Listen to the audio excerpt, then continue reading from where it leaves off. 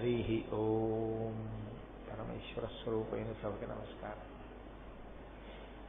శాంపేయ గౌరార్ధ శరీరకాయై కర్పూర గౌరార్ధ శరీరకాయ ధమ్మిల్లకాయై చ జటాధరాయ నమశివాయై చ నమశివాయ అంటారు శంకర భగవత్పాదులు. మొట్టమొదటి శ్లోకాన్ని మాట్లాడుతూ శాంపేయ గౌరార్ధ శరీరకాయై, దాని గురించి నేను మీతో మనవి చేసి ఉన్నాను.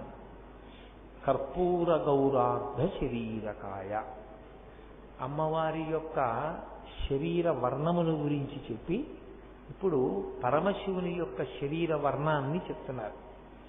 అసలు పరమేశ్వరుని యొక్క శరీరము రెండు రకాలుగా ఉంటుంది. ఒకటి అలౌకికమైన, అంటే విశ్వమంతా నిండిపోయి ఉండేటటువంటి స్వరూపము ఒకటి. అది అసలు ధ్యానమునందు కూడా గోచరమయ్యే అవకాశం ఉండదు. అది జ్ఞానము చేత తెలుసుకోవలసి ఉంటుందంతే. కృష్ణ భగవానుని యొక్క విశ్వరూప సందర్శనం భగవద్గీతలో ఎలా ఉంటుందో పరమశివుని యొక్క విశ్వరూప సందర్శనం కూడా అలాగే ఉంటుంది. అది ప్రపంచంలో ఉండేటటువంటి సమస్త భూతములు ఆయన శరీరముగా ఎలా ఉంటాయో చూపిస్తారు. అగ్నిముఖంబు పరాపరాత్మకమాత్మ కాలంబు గతి రత్నగర్భ పదము శ్వశనంబు నీ యూర్పు రసన జలీషుండు దిశలు కర్ణంబులు దివము నాభి సూర్యుండు కన్నులు శుక్లంబు సలిలంబు జఠరంబు జలధులు చెదలు శిరము సర్వౌషధులు రోమచయము శల్యంబు లద్రులు మానసమృతకరుండు ఛందములు ధాతువులు ధర్మసమితి హృదయము ఆస్యపంచకముపనిషదాక్వయంబు అయిన నీరూపు సదసత్వమై శివాఖ్యయై స్వయం జ్యోతియై ఒప్పు ఆద్యమగుచు అని. అగ్నిముఖంబు, ఆయన ముఖం అగ్నిహోత్రం. పరాపరాత్మకం ఆత్మ, పర అపర తత్వమును కలిగినటువంటి ఆత్మ ఆయనదై ఉంటుంది. కాలంబు గతి, కాలమే ఆయన యొక్క నడక. కాలంబు గతి రత్నగర్భ పదము, ఈ భూమి అంతా కూడా ఆయన పాదం. శ్వసనంబు నీ యూర్పు, వాయుదేవుడు ఆయన యొక్క ఊపిరి. రసన జలీషుండు, నీరు ఆయన నాలుకగా ఉంటుంది వరుణదేవుడు. అలా ఈ విరాట్ స్వరూపం ఆయనలో నిండిపోయి ఉంటుంది. అది ధ్యానమునందు కూడా గోచరించడానికి అవకాశమై ఉండదు. రెండవ స్వరూపం గురించి లింగ పురాణం మాట్లాడుతుంది. అందులో ఒక మాట చెప్తారు. అప్రాకృత శరీరం తం అతిమన్మథరూపిణం ఘృతరీతి ఘనీభూతం సచ్చిదానంద విగ్రహం అంటారు. అప్రాకృత శరీరం తం, మనకి సప్తధాతువులతో పంచభూతములతో ఈ శరీరం ఏర్పడుతుంది. పరమేశ్వరుని యొక్క శరీరము అటువంటిది కాదు. అది అప్రాకృతమైనటువంటి శరీరము. అతిమన్మథరూపిణం, అది విశేషమైనటువంటి అందంతో ఉంటుంది. ఘృతరీతి ఘనీభూతం, అది పేరుకున్న నెయ్యి ఎలా ఉంటుందో అలా ఉంటుంది. సచ్చిదానంద విగ్రహం, అటువంటి పరమేశ్వరుని యొక్క సాకారమైనటువంటి రూపము ఏదైతే ఉందో ఆ సాకారమైన రూపమునందు ఒక ప్రజ్ఞా విశేషం ఉంటుంది. అది చాలా విశేషమైన అందంతో కూడుకున్నదై ఉండి తెల్లని రంగుతో కూడుకున్నదై ఉంటుంది. ఇక్కడ మీకు ఒక అనుమానం వస్తుంది, అసలు ఈ రంగు అనేటటువంటిది నిజంగా భగవంతుని యందు కూడా ఆరోపితమై ఉంటుందా? అలా తెల్లగా ఉండడం, నల్లగా ఉండడం, ఎర్రగా ఉండడం ఇలా ఉంటుందా భగవంతుని యందు కూడా? అలా అయితే పరమశివుడు తెల్లగా, శ్రీమన్నారాయణుడు నల్లగా ఉన్నాడు అనుకోండి. ఉంటే వాళ్ళకి కూడా రంగులుండి, వాళ్ళకి రంగుల మీద వ్యామోహం ఉండి, నేను తెల్లగా ఉంటే బాగుండేదని శ్రీ మహావిష్ణువుకి, నల్లగా ఉంది పార్వతీదేవిని ఎప్పుడో పరమేశ్వరుడికి అలా అనిపిస్తూ ఉంటుందా? నిజంగా కాదు. అది ధ్యానమునందు మనస్సు నిలవడానికి మొదటి మెట్టుగా ఆయన శరీరము తెల్లగా ఉంటుంది భావించడం తేలిక. అసలు దాని ఆంతరమైన రహస్యం ఒకటి ఉంటుంది. అది మీకు అర్థమైందనుకోండి, అసలు శివుడు ఎందుకు తెల్లగా ఉంటాడో మీకు అర్థమైతే శివుడు తెల్లగా ఉంటాడు అన్న దాని మీద అభిమానం కన్నా అసలు శివుని తెల్లతనం ఏమిటో తెలుసుకోవడం వల్ల మనం తెల్లబడతాం. అది ఎలా జరుగుతుంది అంటారేమో. లోకంలో వర్ణములు అని ఒక మాట, వర్ణములు అంటే రంగులు, రంగులలో 7 రంగులు ఉంటాయి. అందుకే ఇంద్రధనస్సుకి 7 రంగులు. చిన్నతనంలో సైన్స్ లో వాటిని విబ్జియార్ అని పిలుస్తూ ఉంటారు. Violet, IndiGo, blue, yellow, green, orange, red. ఇవి 7 రంగులు. 2 రంగులు కవు. తెలుపు, నలుపు 2 రంగులు కవు. తెలుపు అన్ని రంగులను బయటికి వదిలిపెట్టేస్తే తెలుపు, అన్నిటినీ లోపలికి పుచ్చుకుంటే నలుపు. అందుకే తెలుపు రంగు కాదు, నలుపు రంగు కాదు. ఈ 2 రంగులలోకి తీసుకొచ్చి చెప్పరు. చెప్పకుండా మిగిలినవి రంగులుగా చెప్తారు. ఇందులో కూడా గమ్మత్తు ఏమిటంటే తెలుపులోంచి మిగిలిన రంగులు విడివడే ముందు మొదట ఎరుపు విడివడుతుంది. మొదట ఎరుపు బయటికి వస్తే మిగిలిన రంగులు బయటికి వస్తాయి. ఎరుపు మొట్టమొదట తెలుపులోకి వెళ్ళిపోవడం మొదలు పెడితే మిగిలిన రంగులన్నీ తెలుపులోకి వెళ్ళిపోతాయి. అందుకే అమ్మవారి గురించి లలితా సహస్రనామ స్తోత్రంలో ఎప్పుడు చెప్పినా అరుణాం కరుణా తరంగితాక్షీం, ఎర్రని రంగు అంటారు. అంటే పరమేశ్వరుడిని నుంచి విడివడి జీవుడిగా నిలబడమనేటటువంటి మాయ ఎక్కడ ప్రారంభం అంటే అమ్మవారి యొక్క విశేషం చేతనే ప్రారంభం. అందుకే ఆవిడ ఎరుపు. మళ్ళీ శివుడిలోకి కలిపేది కూడా ఎరుపే. ఆ ఎరుపే తెలుపులోకి కలపాలి, ముందు ఎరుపు వెళ్ళాలి. అందుకే అమ్మవారిని ఎరుపు రంగుతో సంకేతిస్తాడు. పరమేశ్వరుడు తెలుపు. తెలుపు అంటే అన్నీ ఆయనలో ఉన్నాయి. అన్నీ ఆయనలో ఉన్నవి ఆయన బయటికి విడిచిపెట్టేస్తాడు. అందుకే తెలుపు ఎప్పుడు బయటికి వదిలిపెట్టేస్తుంది. వేసవి కాలంలో తెల్లని బట్టలు వేసుకోండి, తెల్లని బట్టలు వేసుకోండి అని ఎందుకంటారంటే తెల్లని బట్టలు వేసుకుంటే చల్లగా ఎందుకు ఉంటుందంటే బయటికి వదిలేస్తుంది వేణ్ణి. ఆ తెలుపుకి ఒక లక్షణం ఉంటుంది. మీరు చూడండి, తెలుపు దేనికి గుర్తు అంటే లోపల ఏదీ దాచలేదు అని గుర్తు. అది రంగు కాదు, అది శాశ్వతత్వము అని గుర్తు. అన్నీ అందులోకి వెళ్ళిపోతాయి, అన్నీ అందులోంచే బయటికి వస్తాయి. అలా విశ్రాంతి స్థానము. అన్ని రంగులు దేంట్లోకి ఎడతాయో, అన్ని రంగులు దేంట్లోంచి బయటికి వస్తాయో అదే తెలుపు. కాబట్టి ఇప్పుడు తెలుపు ఏమవుతుందంటే శాశ్వతము. రంగులు శాశ్వతం కాదు. ఇవాళ ఉంటుంది, రేపు పోతుంది, వెలిసిపోయింది అంటారు. మీరు చూడండి, ఇంగ్లీష్లో ఓ మాట ఉంది, ఆయన దాన్ని కొంచెం కలర్ చేశారండి అంటారు. అంటే అబద్ధం ఆడాడండి, కొంచెం కొత్తవి లేనివి ఉన్నవి కలిపాడు అని చెప్పవలసి వచ్చిందనుకోండి, ఆయన దాన్ని కలర్ చేశాడండి అంటారు. కలర్ చేశాడండి అంటే అర్థం ఏంటంటే లేనిది ఉన్నట్లుగా, ఉన్నది లేనట్టుగా చూపిస్తున్నాడు అని. శ్వేతపత్రం విడుదల చేయండి అంటారు. శ్వేతపత్రం అంటే తెల్ల కాగితం పెట్టండి.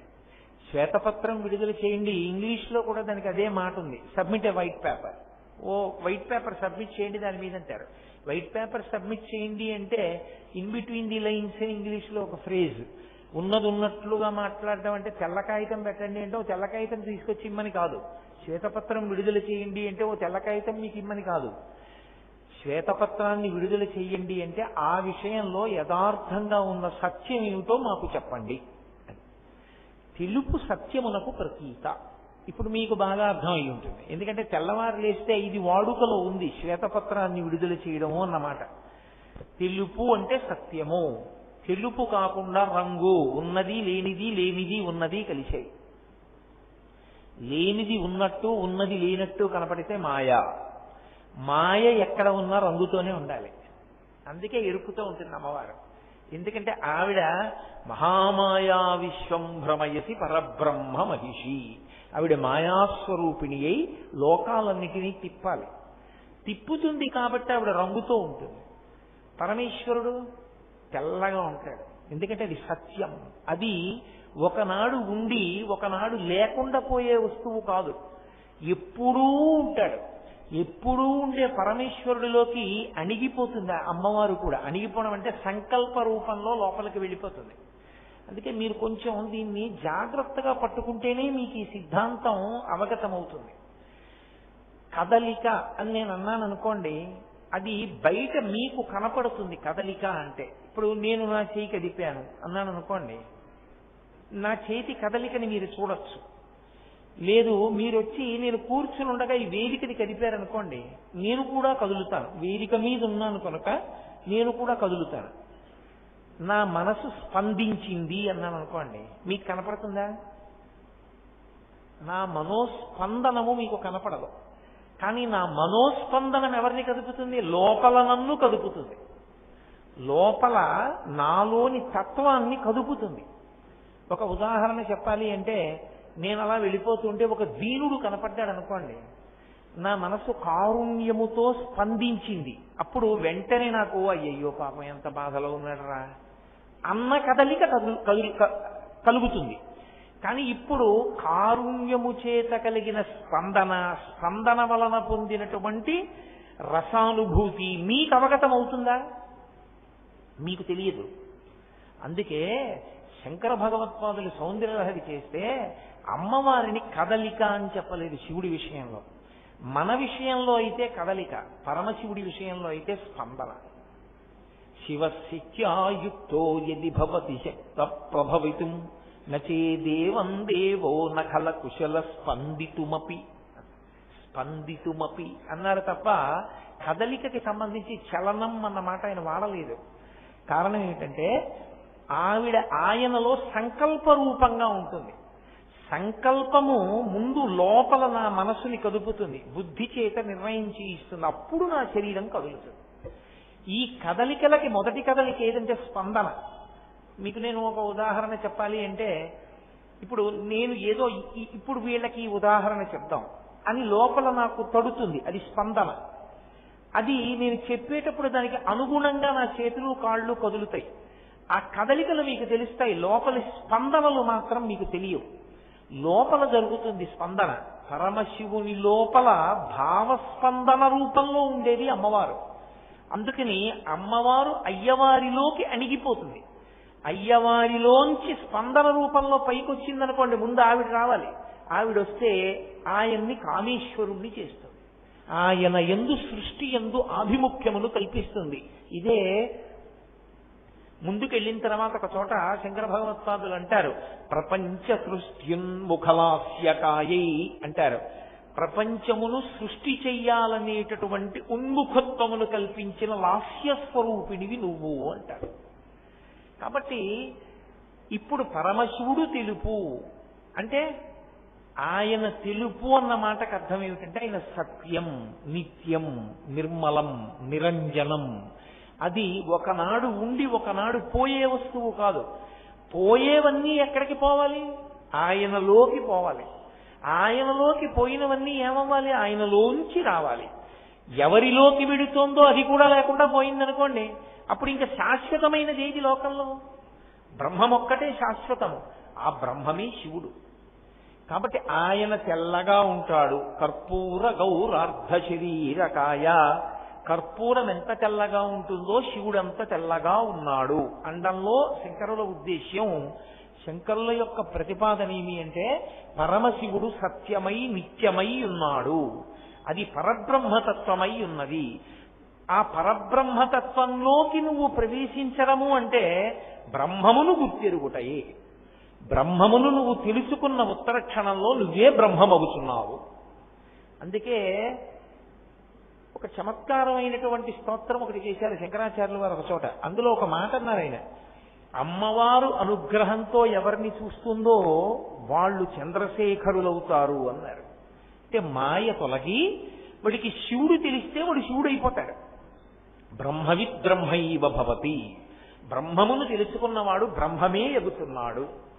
కాబట్టి శివుడు తెల్లగా ఉన్నాడు అన్న మాటలో అర్థం ఏమిటి అంటే, పైకి మనసు పట్టుకోవడానికి ఒక ఆలంబనం కావాలి కాబట్టి శివుడు తెల్లగా ఉన్నాడు.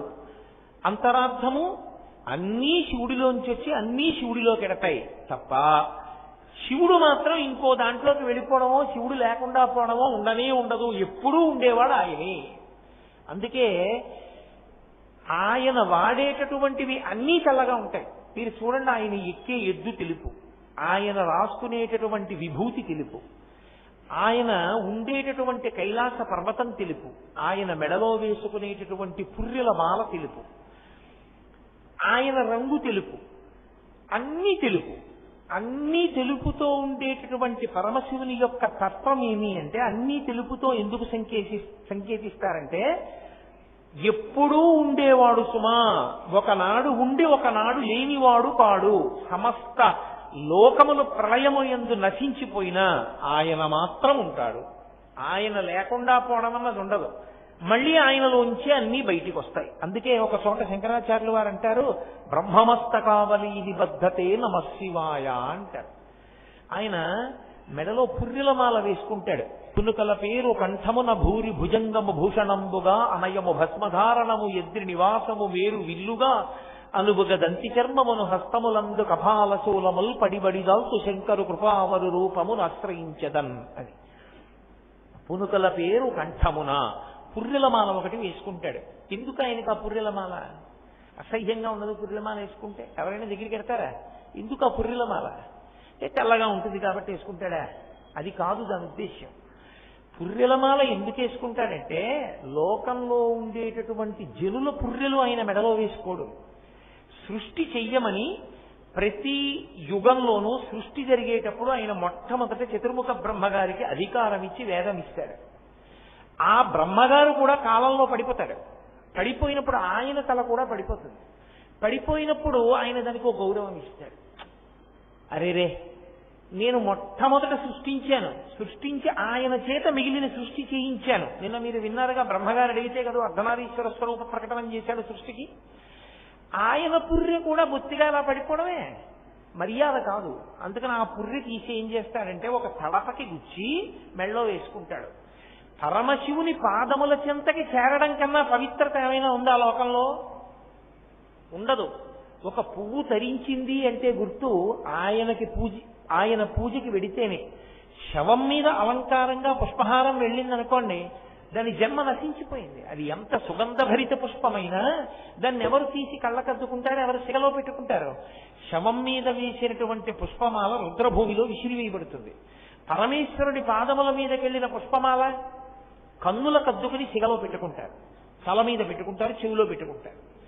కాబట్టి ఆయన పాదముల మీదకి ఏది వెళ్ళిందో అది పూజింపబడిన వస్తువు అని గుర్తది ప్రసాదమై కూర్చుంటుంది. బ్రహ్మగారి తల కూడా పడిపోతే ఎలా?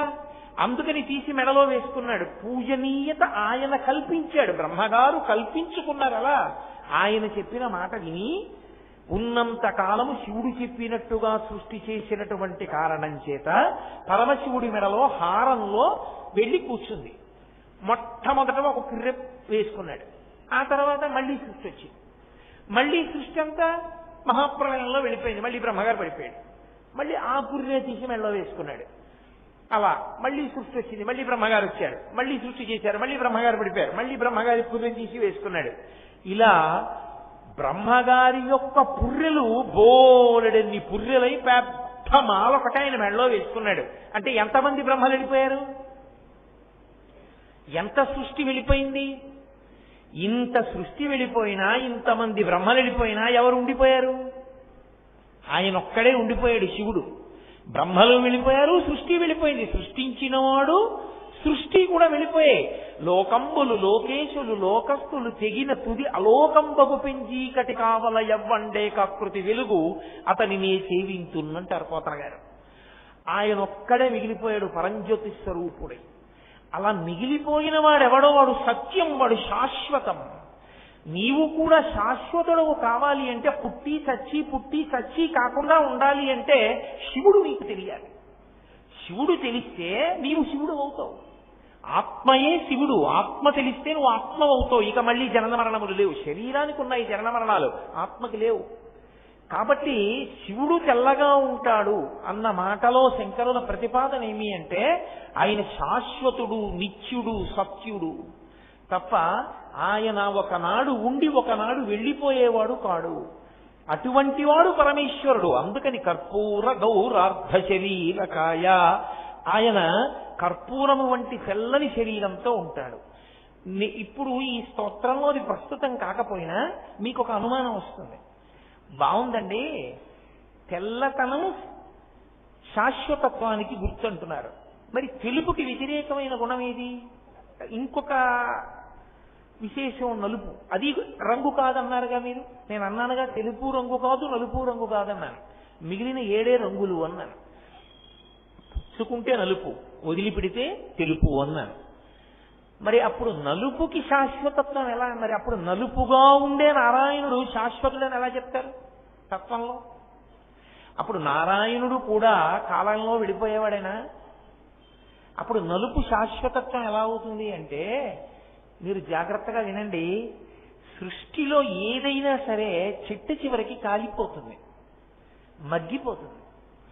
పువ్వు కావదు కదండి అని మీరు అనొచ్చు, కానీ పువ్వు నేల మీద పడిపోయిన తర్వాత దానిలో ఉన్న నీరంతా ఇంకిపోయి వేడికి మెల్లిమెల్లిగా రంగు పోయి గరుగ్గా తయారైపోయి ఎండిపోయి ఇక ధూళి కింద భూమిలోకి రాలిపోతుంది. అంటే అగ్నితప్తం అయిపోతుంది మనకి కనపడకుండానే. అప్పుడు ప్రతి వస్తువు కాలుతోంది. కాలిపోతున్న ప్రతి వస్తువు నల్లగానే అవుతుంది.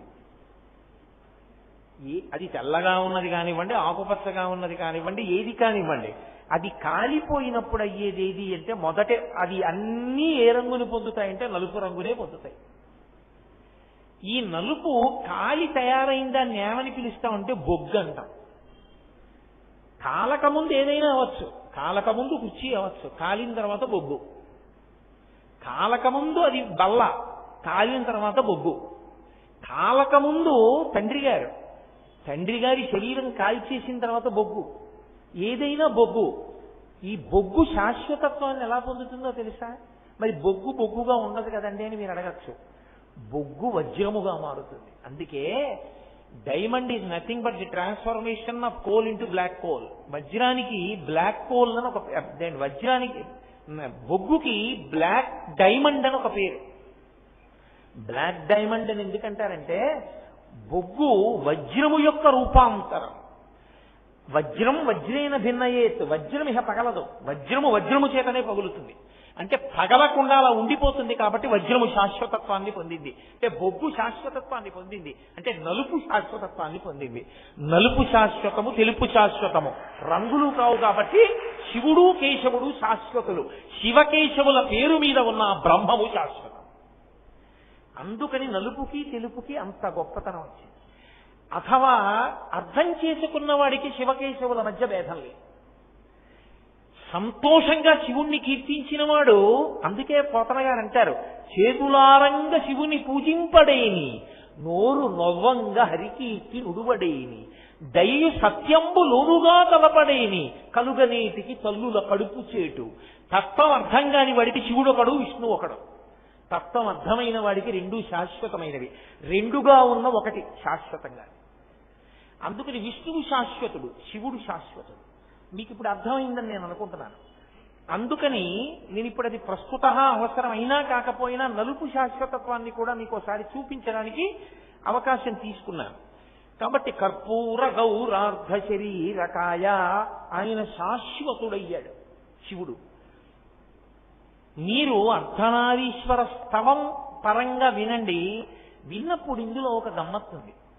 అమ్మవారి పరంగా చెప్పినప్పుడు ఏం చెప్పారంటే ఆయన ప్రీతిని గెలుచుకోవడాన్ని ప్రధానంగా చెప్పారు శంకరాచార్యులు వారు. చాంపేయ గౌరార్ధ శరీరకాయే, ఆవిడెందుకు పుచ్చుకుంది ఆ రంగు, సంపంగి పూ రంగు? పరమశివుడి కన్నా తానేమి తక్కువగానను కాను సుమా అనిపించుకోవడానికి. దాంపత్యంలో భర్త మనసు నిండిపోవాలి తప్ప భర్త మనసు నిండడంలో కొంత జాగా ఎవరికో మిగిలే అవకాశాన్ని భార్య ఇవ్వకూడదు. అందులోకి ఎవరూ ప్రవేశించడానికి చోటు ఉండకూడదు. నిండిపోగలగాలి తనతో. అది ఎలా వస్తుందంటే అనువర్తించడము చేత వస్తుంది.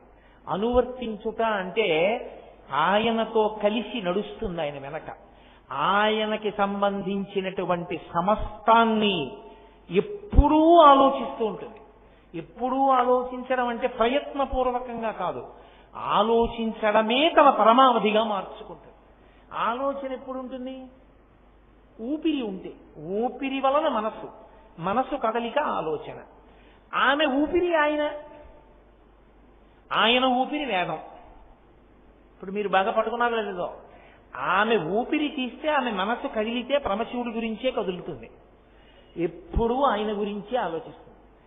ఆయన తన విషయంలో అసంతృప్తి ఏ విషయంలోనూ పొందకూడదు, అంత అనువర్తిస్తుంది. ఆయన సంతోషంగా ఉండాలి, ఎంతో సంతోషించాలి నా వల్ల. అందులో వెనకబాటుతనమన్న దాన్ని అంగీకరించదు. అనువర్తించడం భార్య లక్షణం. అర్ధనారీశ్వర స్తోత్రం చదివి ఏమర్థం చేసుకుని కుటుంబాన్ని పండించుకోమని శంకరాచార్యుల వారి సందేశం. అంటే ఏ భార్య భర్త పాదములను అనువర్తించిందో ఆమె భర్త గుండెలలోకి చేరుతుంది. పార్వతీదేవి పరమశివుణ్ణి ఇలా అనువర్తించింది, దేహార్థ భాగాన్ని పొందింది. లక్ష్మీదేవి ఎప్పుడూ శ్రీ మహావిష్ణువు కాళ్ళ దగ్గర కూర్చుని పాదములు ఒత్తింది. ఆయన అడగలేదు నువ్వు నా కాళ్ళు పడుతూ కూర్చొని. ఎప్పుడు చూడండి లక్ష్మీదేవి పాద సంవాహనం చేస్తుంది, కాళ్ళు ఒత్తుతుంది. అంత కాళ్ళు పీకులా ఏమి శ్రీ మహావిష్ణువుకి? ఆయనకి కాళ్ళ పీకులని కాదు, ఆవిడ ఆయన పాదాల దగ్గర కూర్చుంటుంది అని. తనంత తాను ఆవిడ ఎంచుకున్నది ఆయన పాదాల దగ్గర కూర్చోవడం. ఆయన కూర్చోపెట్టుకున్నది గుండెల్లో. ఆయన పాదాల దగ్గర కూర్చోమని లేదు, పాదాల దగ్గరే కూర్చుంటానన్నదాన్ని గుండెల్లో పెట్టుకున్నాడు శ్రీ మహావిష్ణువు. పాదాల దగ్గర కూర్చోవడం చిన్నతనమని లక్ష్మీదేవి అనుకుని ఉంటే ఆయన గుండెల్లోకి చేరేది కాదు. పరమశివుణ్ణి అనువర్తించడం అంత ముఖ్యమనుకు పార్వతీదేవి అనుకుని ఉండకపోతే ఆయన దేహార్థ భాగాన్ని పొంది ఉండేది కాదు. సంసారమునందు భర్తని అనువర్తించడం అంత అవసరం. ఒక చక్రం తిరిగితే రెండో చక్రం తిరగాలి, ఇరుసుతో రెండూ తిరగాలి. ఏ చక్రం తిరగకపోయినా మొదటి చక్రానికి ఇబ్బందే, చాలా ఇబ్బందిగా ఉంటుంది. కలిసి తిరిగితేనే బండి నడుస్తుంది. సంసారమునందు ఈ అనువర్తించడం అన్నది భార్య వైపు నుంచి ఉండాలి. భర్త మనసిరిగి ఆయనని అనువర్తించి నడచుట అన్నది రావాలి. భర్త మనసిరిగి అన్నప్పుడు ఆయన క్షుద్రమైన నడవడి కలిగిన వాడై ఉండకూడదు. అనువర్తించడం ప్రధానం తప్ప నేనెలా ఉండాలన్నది నువ్వు చెప్పడానికి పనికిరావు. నా ఇష్టం వచ్చినట్టు నేను తిరుగుతానని పురుషుడు అనకూడదు. పురుషుడు ధార్మిక మార్గమునందు ప్రయాణించాలి, పరమేశ్వరుణ్ణి పట్టుకుని నడవాలి. అలా నడిచిన వాడెవరో ఆయన శాశ్వతుడు. ఆయన శాశ్వతత్వాన్ని అమ్మవారు కూడా పొందుతుంది. ఆవిడ శాశ్వతి, శాశ్వతైశ్వర్య. మీరు చదువుతున్నారుగా తెల్లవారు లేస్తే, భర్త వలన ఆమె కూడా ఆ స్థానాన్ని పొందేసింది. నీవు అలా నడిపించడం నీకొస్తే నీ భార్య కూడా స్థానాన్ని పొందుతుంది. అందుకే అలా నడిపించడం నేర్చుకోమని చిటికిన వేలు పెట్టి పట్టించి నడిపిస్తారు సంప్రదాయంలో. అలా ముందు నడక నేర్పిన వాడు తండ్రి, వేలు పట్టి నడిపిస్తాడు తప్పటడుగులేస్తే. తర్వాత సప్తపది దగ్గర, ప్రధాన హోమం దగ్గర, వివాహంలో ఇక నిన్ను మహాప్రస్థానంలో పరమేశ్వరుడి దగ్గరికి నేను నడిపిస్తానని చిటికిన వేలు పట్టుకుని నడిపిస్తాడు భర్త. అది బ్రహ్మముడి. ఆయన నడిచిన నడక వలన ఆమెకు అభ్యున్నతి. ఆయన ఇంకొకలా నడిస్తే ఆవిడ అభ్యున్నతిని పొందడం సాధ్యం కాదు. ఈ ముడి అందుకు పడింది. ఈమె తరించడం నీ నడక మీద ఆధారపడింది. తిరుపతి వెళ్ళాలి అనుకున్నవాడు శేషాద్రి ఎక్స్ప్రెస్ కి తగిలించిన ఇంజిన్ ఉన్నటువంటి ట్రైన్ ఎక్కితేనే తిరుపతి వెళతాడు. హైదరాబాద్ వెళ్దాం అనుకున్నటువంటి బోగీలకి తగిలించిన ఇంజన్ ఉన్నటువంటిది ఒకేలా ఉన్న రైలు పెట్టెలు అందులోకి ఎక్కిన వాడు తిరుపతి వెళ్ళలేడుగా. ఇంజన్ ఎట్టెడుతుందో భోగి కూడా అట్టే వెడుతుంది. ఇది బ్రహ్మముడి. నువ్వు ఎట్టెడతావో నీ భార్య అట్టెడుతుంది.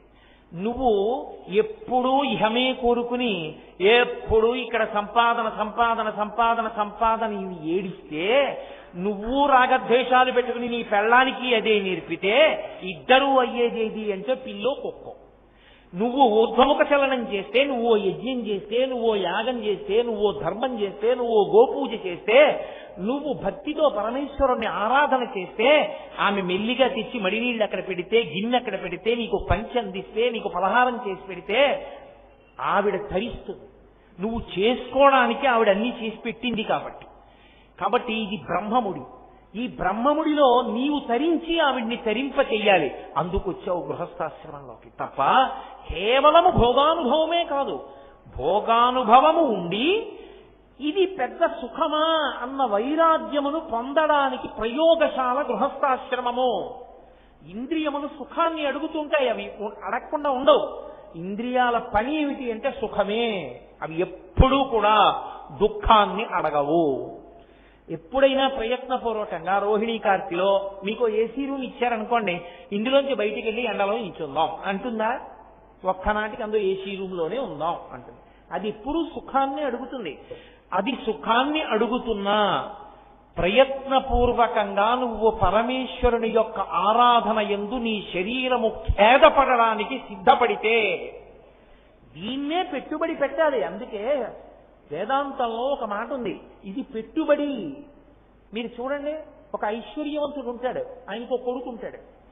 కొడుక్కి తండ్రి తను సంపాదించిన ఐశ్వర్యం అంతా ఇచ్చేసి వ్యాపారం చేసుకోరా అండవు. ఏం చేస్తాడంటే తన దగ్గర 1000 కోట్లు ఉన్నాయనుకోండి, ముందు 50 లక్షలు ఇస్తాడు. ఇచ్చి ఒరే వ్యాపారం పెట్టంటాడు. చూస్తాడు వీడు ఎలా చేస్తున్నాడు. 50 లక్షల వ్యాపారాన్ని నష్టపరిచేశాడు అనుకోండి, అప్పుడు అనుభవాన్ని గెలుస్తాడు. ఒరే చూసావా ఎంత ప్రమాదం వచ్చిందో, ఎక్కడొచ్చిందో చూసావా, మొత్తం పెట్టుబడి పెట్టుంటే ఇద్దరం బయట నిల్చుందాం, ఇప్పుడు జాగ్రత్తగా ఉండు అని మళ్ళీ కొంత పెట్టుబడి ఇస్తాడు. పరమేశ్వరుడు దీన్ని పెట్టుబడిగా ఇచ్చాడు. మొదటి పెట్టుబడి ఎక్కడిది? తనకున్న దాన్నే తాను పెట్టుబడిగా పెడతాడు. తనకి లేని దాన్ని పెట్టుబడిగా పెట్టలేడు వ్యాపారస్తుడు. తన ఇంట్లోనే ముందు పెట్టుబడిగా పెడతాడు, పెట్టి లాభం సంపాదిస్తాడు, సంపాదించి ద్విగుణీకృతం చేసుకుంటాడు. అలాగే ఇదే పెట్టుబడి, కొత్త పెట్టుబడి ఉండదు. మనకున్నదే మన పెట్టుబడి, మనకున్నది ఇదే. దీన్ని పెట్టుబడి పెట్టాలి. దీన్ని పెట్టుబడి పెట్టడం అంటే అమ్మ బాబోయ్ ఇది సుఖంగా ఉండాలండి, ఇది సుఖంగా ఉండాలండి అని ఎప్పుడూ దీని సుఖం గురించి ఆలోచిస్తే నువ్వు ఈశ్వరుణ్ణి చేరలేవు. అమ్మో నా డబ్బు బయటికి తానండి, పెట్టుబడి పెట్టనండి అంటే నువ్వు వ్యాపారం చేయలేవు, లాభం రాదు. ఎంత ఉందో అంతే ఉంటుంది. పెట్టుబడి పెట్టి ధైర్యం చేశావు, లాభం వస్తుంది. అలాగే దీన్నే పెట్టుబడిగా పెట్టాలి.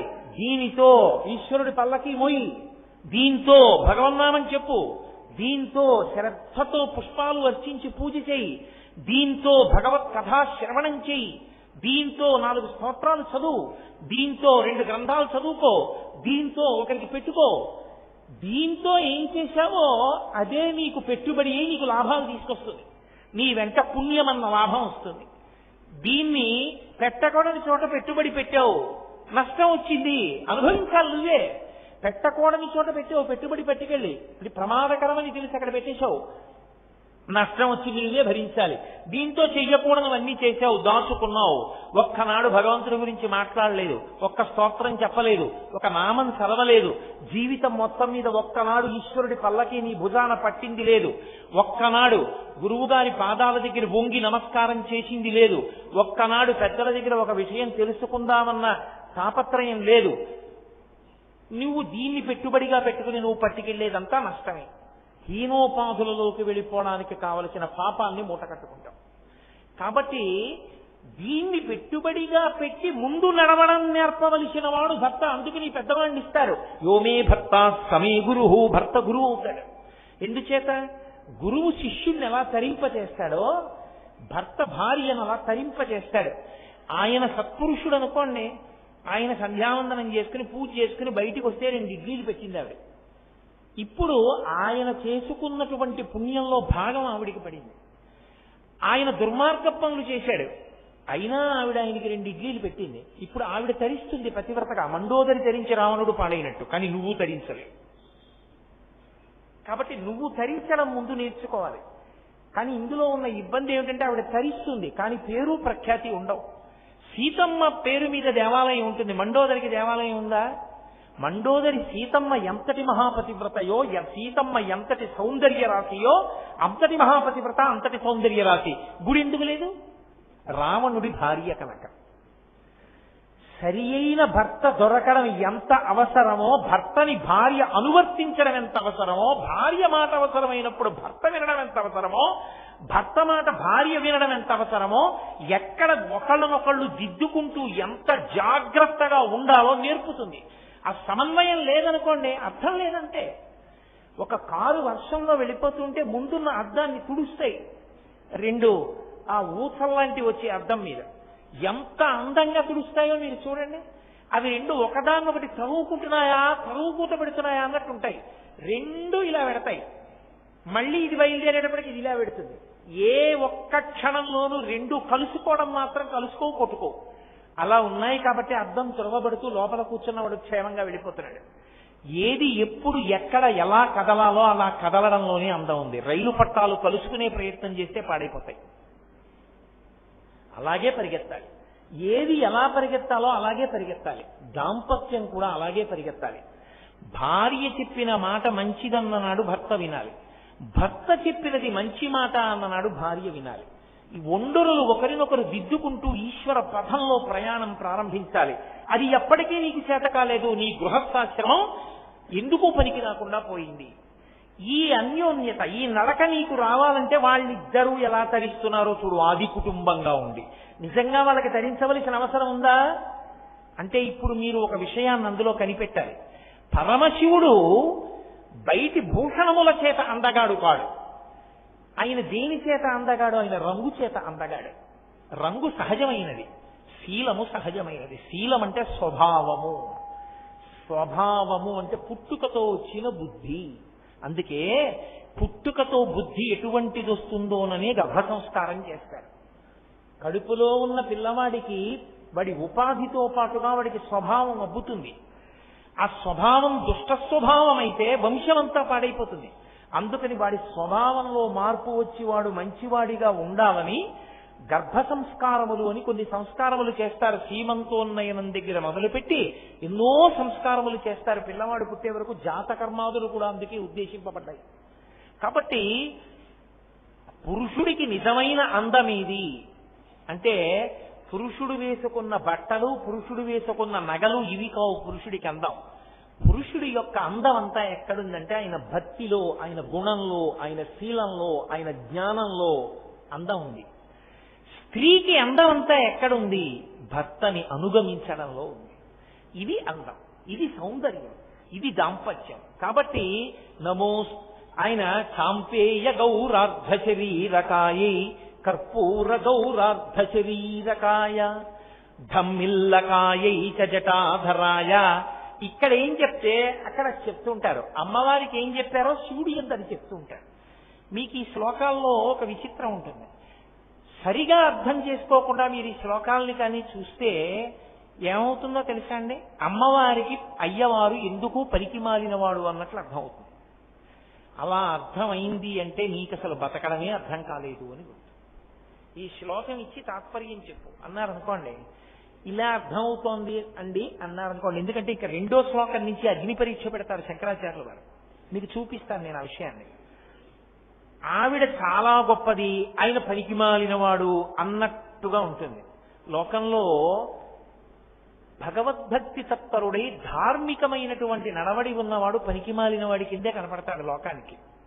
ఆయన రూపాయి లంచం పుచ్చుకోడు, ఆయనకి సంపాదన మీద ఆశ లేదు, ఆయనకి భగవంతుడు కావాలి, ఆయనకి ఎప్పుడూ ధార్మికమైన నడవడి కావాలి, ఆయనకి సత్యం కావాలి. ఇవి ఆయన గుణములు. ఈ గుణములు లోకానికి అర్థం కావు. ఏమిటో ఆయన అలా ఉంటాడేమిటండి, అవి భార్యకు అర్థం అవ్వాలి. ఆయన అందం భార్యకు అర్థం కావాలి. నీకేం తెలుసు మా ఆయన ఎటువంటి వాడు, మహానుభావుడు. ఎందుకంటే లోకం ఏం చేస్తుందో తెలుసా? ఏమిటో మీ ఆయనకి గడుచుతనం లేదే, అందరూ సంపాదించట్లా ఏమిటి, ఒక రూపాయి సంపాదన లేదు, ఏమీ లేదు, ఎప్పుడా పరమేశ్వరుడు పరమేశ్వరుడు పరమేశ్వరుడు అంటుంటాడు అంటారు. ఆమె అదే నా అదృష్టం, ఆయన గురించి నీకేం తెలుసు, నాకు తెలుసు అందనుకోండి, అది చాలు పురుషుడికి, అది వాడి ఐశ్వర్యం. ఆయనకి ఆయన గొప్పతనం తెలిసున్నా ఆవిడికి అర్థం కాలేదనుకోండి, ఆయన దరిద్రుడు. ఎందుకంటే నిత్యపూర్వుంటుంది ఇంట్లో. ఆయన గొప్పతనం ఆవిడికి అర్థమైంది, నీకు అర్థం కావాలంటే అమ్మవారి అనుగ్రహం ఉంటేనే అర్థం అవుతుంది, లేకపోతే ఆయన అర్థం కాదు నీకు. శ్లోకాలన్నీ అలాగే పెడతాయి. తత్వత ఎలా ఉండాలో అలాగే ఉంటాయి, దాంపత్యం ఎలా ఉండాలో అలాగే ఉంటాయి. ఎందుకనంటే తల్లికి కూడా తెలియనివి భార్యకే తెలుస్తాయి. నేను మన్నింపబడేదను కాక నేను ఒక పరమ సత్యాన్ని చెప్తున్నాను అని మీరు గుర్తుపట్టాలి. తల్లి కొన్నాళ్ల వరకే పిల్లాన్ని పెంచుతుంది, తర్వాత ఆయన మాట తీరులో, ఆయన మనసులో, ఆయన భావాలలో ఆయన ఎలా ఉంటాడో, ఏ వేటి పట్ల ఆకర్షితుడవుతూ ఉంటాడో, ఎక్కడ మాట తూల్తాడో, ఎక్కడ నిగ్రహించుకుంటాడో అన్నీ తెలిసేది భార్యకే. అటువంటి భార్య, ఇటువంటి భర్త నాకు లభించడం నా అదృష్టం, ఎన్ని జన్మలెత్తినా ఆయనకే ఇల్లాలినవుతాను అని ఒక మాట అంతేనుకోండి, ఆయన జన్మ తరించిపోయిందని గుర్తు. భార్య స్థానం అంత గొప్పదండి లోకంలో. అందుకే శంకరాచార్యులు వారి శ్లోకాలు అలా ఇస్తారు. నీకు కాదు అర్థం అవ్వవలసింది అమ్మవారికి, అమ్మవారికి అర్థమైతే నీకు అర్థమైంది. ఇప్పుడు నువ్వు కూడా అలా ఉండడం అలవాటు చేసుకుని దాంపత్యం వర్ధిల్లుతుంది. ధమ్మిల్లకాయై చ జటాధరాయ. అమ్మవారిది ధమ్మిల్లం. ధమ్మిల్లము అన్న మాటకు అర్థం ఏంటంటే సంస్కృతంలో సంస్కరింపబడి ముడివేయబడిన జుత్తు అని అర్థం. సంస్కరింపబడుట అంటే ముద్దలుగా కానీ చిక్కులుగా కానీ విరబోసి కానీ ఉండకూడదు. దాన్ని సంస్కరించడము అంటే దువ్వెన పెట్టి చక్కగా దువ్వుకుని తలకి ఏదో సుగంధ భరితమైనటువంటి ద్రవ్యాన్ని రాసుకుని అలది ఆ కొప్పుగా కబరీబంధము అంటారు, కొప్పుగా వేసుకుని ఉండాలి. ఇప్పుడు ఆ కొప్పుగా విడిచిపెట్టకూడదు, అలంకృతమై ఉండాలి. సిగలో పువ్వులు ఉండాలి, ముందు భాగంలో బొట్టు ఉండాలి. ఇక్కడ బొట్టు పెట్టి ఇక్కడ బొట్టు పెట్టుకోవాలా అంటే మొట్టమొదట ఆడదానికి ఎప్పుడూ చెరిగిపోని బొట్టు ఎక్కడా అంటే ఇక్కడ. ఈ బొట్టు మరుగున పడుతుంది, ఒక్కొక్కప్పుడు చెమట పట్టినప్పుడు స్నానం చేసినప్పుడు మరుగున పడుతుంది. ఎప్పుడూ మరుగున పడకుండా ఉండేది, అందుకే మరుగు పడకూడదని సింధూరం అలదుకుంటారు. సింధూరం తడి తెగిలి కడిగినా కూడా పోదు, మరకుండిపోతుంది. భర్త ఐశ్వర్యాన్నంతటినీ ఇక్కడి బొట్టు చేత నిర్ణయిస్తారు. శంకరుడు సౌందర్యలహరిలో శ్లోకం చేశారు దీని మీద.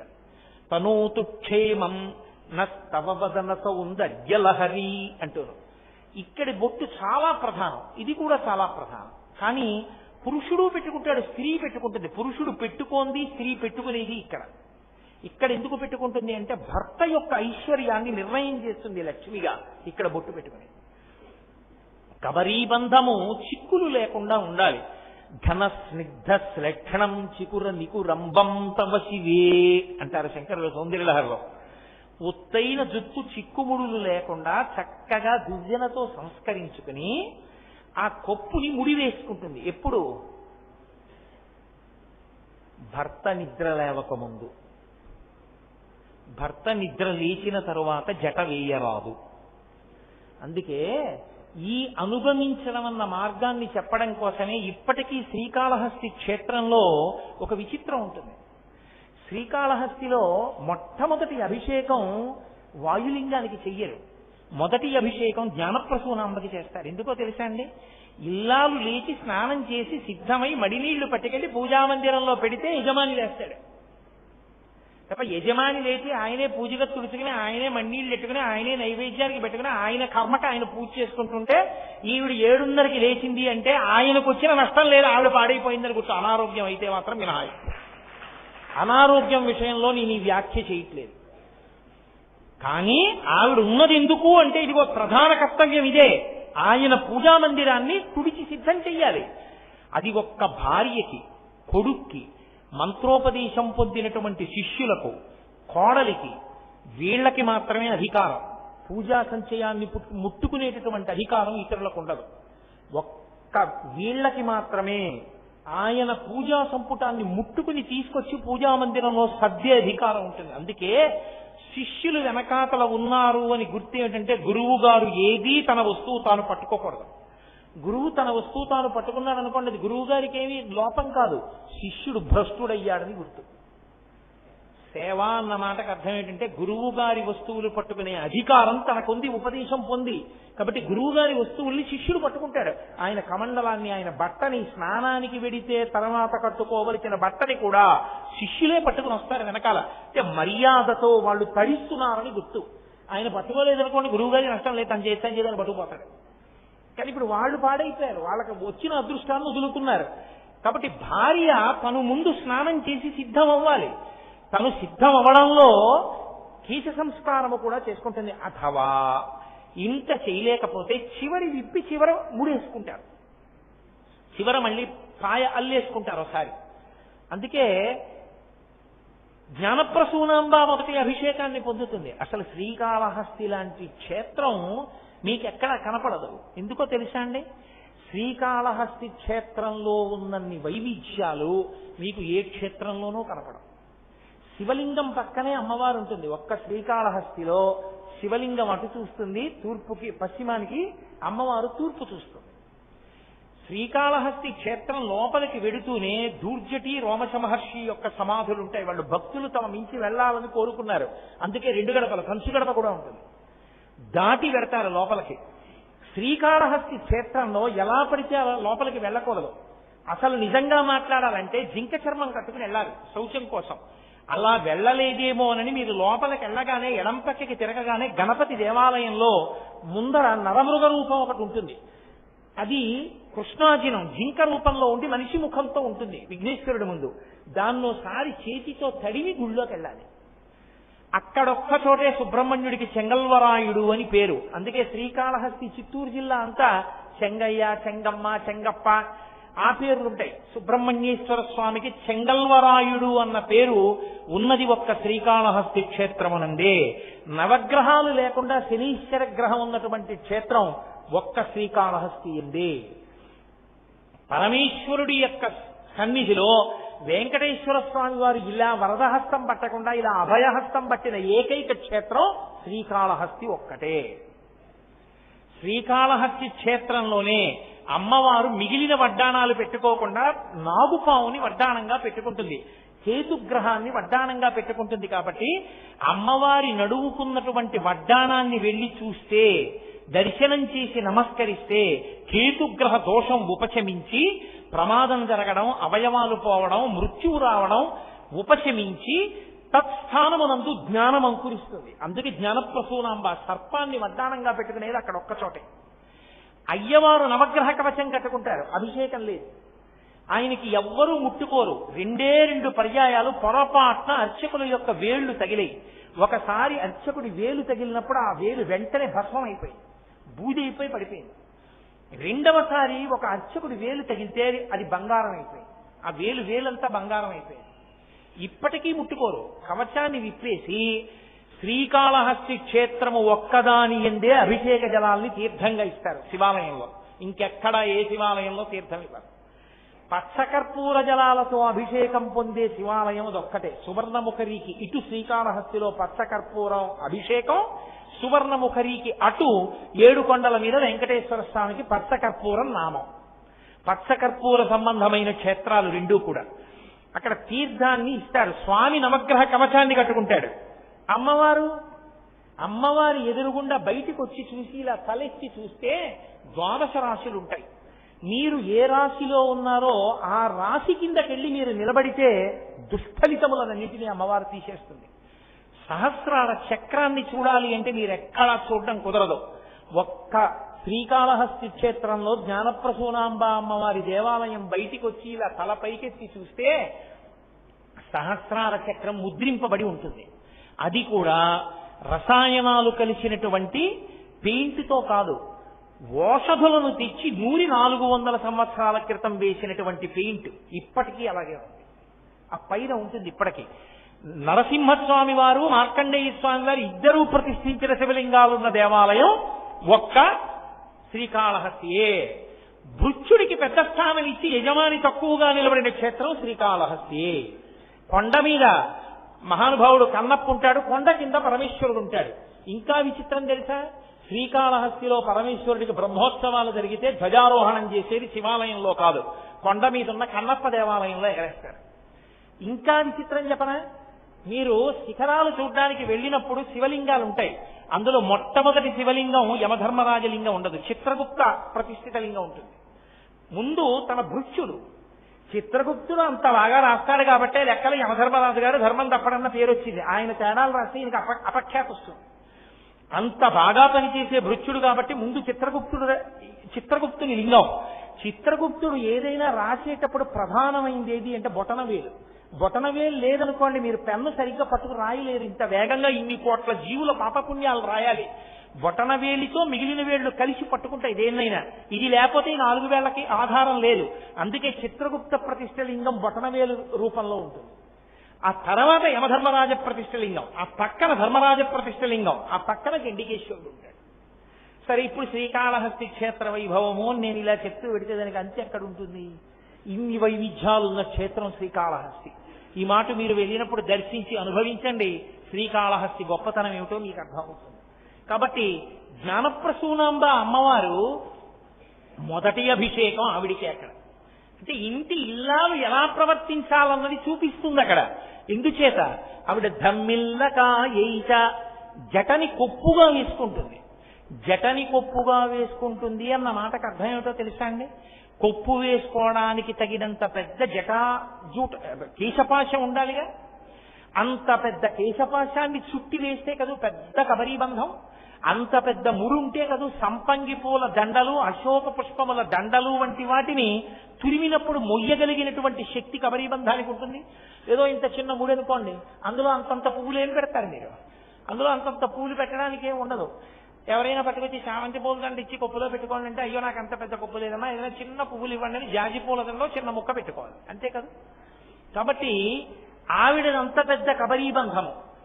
ఏమండి మీరు ఎందుకంత వర్ణిస్తున్నారా కబరీబంధాన్ని అని మీరు నన్ను అడగచ్చు. సాధారణంగా లోకంలో నియమం ఏమిటంటే, ఏ స్త్రీ యొక్క కేశపాశాన్ని పురుషుడు తదేక దృష్టితో చూడకూడదు. ఒక్క తన భార్య కేశపాశం వంక తప్ప అన్య స్త్రీల యొక్క కేశపాశం వంక పురుషుడు చూడకూడదు. ఎందుకంటే కేశము మోహకారకము. ప్రత్యేకించి స్త్రీల యొక్క కేశపాశం ఏది ఉంటుందో అది మోహకారకము. నేను పరమ పవిత్రంగా మాట్లాడుతున్నాను, మీ యందు కామాక్షిని చూసి మాట్లాడుతున్నాను, నేను శాస్త్రం మాట్లాడుతున్నాను తప్ప ఇంకేం కాదు. కాబట్టి స్త్రీ కేశపాశముల వంక తదేక దృష్టితో చూడవద్దు అని పురుషుడికి నిషేధం. అమ్మవారి కేశపాశం వంక ప్రయత్నపూర్వకంగా చూడాలి ధ్యానంలో. ఎందుకో తెలుసా? అలా చూస్తే అజ్ఞానం పోతుంది. ధునోతుధ్వాంతం అంటారు శంకరాచార్యుల వారు.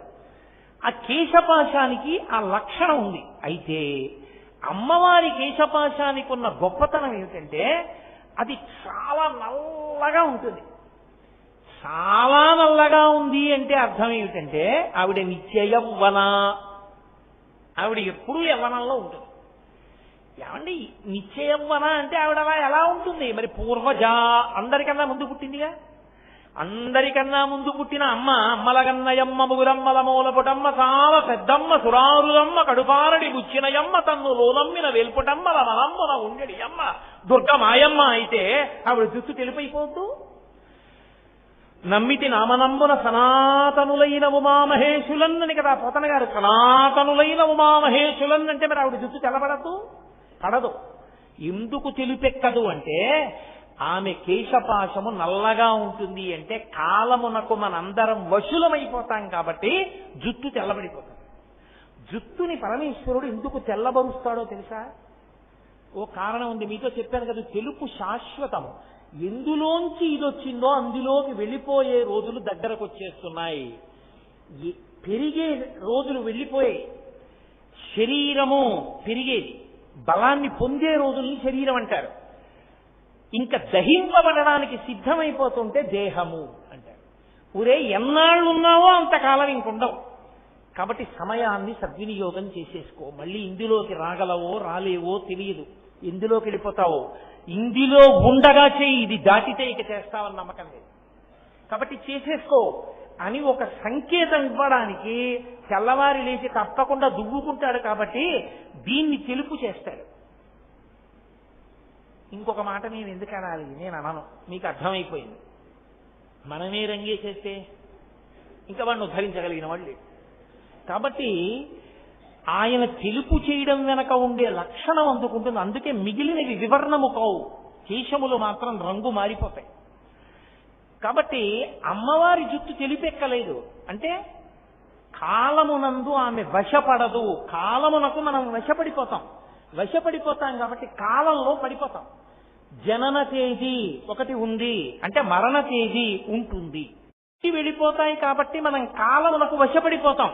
6 వికారములు పొందేస్తుంది శరీరం. పుట్టినది, ఉన్నది, పెరిగినది, తరిగినది, మార్పు చెందినది, నశించిపోయినది. కానీ అమ్మవారు అలా కాలమునకు లొంగిపోయేది కాదు. కాబట్టి ఆవిడ నిత్య యవ్వన, అందుకని జుట్టు నల్లగా ఉంటుంది. అందుకని ఆవిడ ధమ్మిల్లకాయైచ, ఆవిడ జుట్టు ముడివేసుకుని ఉన్నది. జుట్టు ముడివేసుకుని ఎందుకు ఉండాలి అంటే శాస్త్రమునందు ఒక మాట ఉంది. జుట్టు విరబోసుకుని ఇంట్లో ఇల్లాలు ఉన్న జుట్టు విరబోసుకుని స్త్రీ రాజవీధి యందు నడిచి వెళ్ళినా ఆ దేశమునకు అరిష్టము, ఆ ఇంటికి అరిష్టము అని గుర్తు. ఆ ఇంట అమంగళము తొందరగా వస్తుంది, శుభము దూరంగా పోతుంది అని. సంప్రదాయమే, అది మంగళ సూచన. అందుకే స్త్రీ జుట్టుని జల్లుకుని ఉండకూడదు. అందుకే వివాహకాండలో ఒక మంత్రం చెప్తారు, భర్త భార్య మెడలో తాళి కట్టాక చెప్తాడు, నేను ఎప్పుడూ నిన్ను చూడకూడదని అనుకుంటున్నది ఎలాగో తెలుసా, నీ జుట్టు విరబోసుకుని నువ్వు ఉండి నీ గుండెలు బాదుకుంటూ నా కంట కనపడకుండెదవుగాక. జుట్టు చల్లుకుంటే ఏమవుతుందంటే స్త్రీకి ఖచ్చితంగా అశౌచం కలుగుతుంది. అశౌచం కలిగినటువంటి ఉత్తర క్షణంలో ఆమె పూజార్హతని కోల్పోతుంది. ఆమె పూజ చెయ్యడానికి అర్హతని కోల్పోతే ఏమవుతుందంటే పురుషుడు చేసిన కార్యం మంగళప్రదంగా పూర్తి కాకుండా శుభప్రదమైన ఫలితాన్ని ఇవ్వకుండా పోతుంది. కారణం ఏమంటే, నాకు ఇది ఎలా మీకు స్పష్టంగా అర్థమయ్యేటట్టు చెప్పాలి అన్న విషయంలో నేను కొంచెం తడబాటు పొందుతున్నాను. ఉండకూడని రీతిలో ఉంటే శౌచము లేదు అంటారు. శౌచము లేకపోతే పూజ చేయడానికి అర్హత ఉండదు.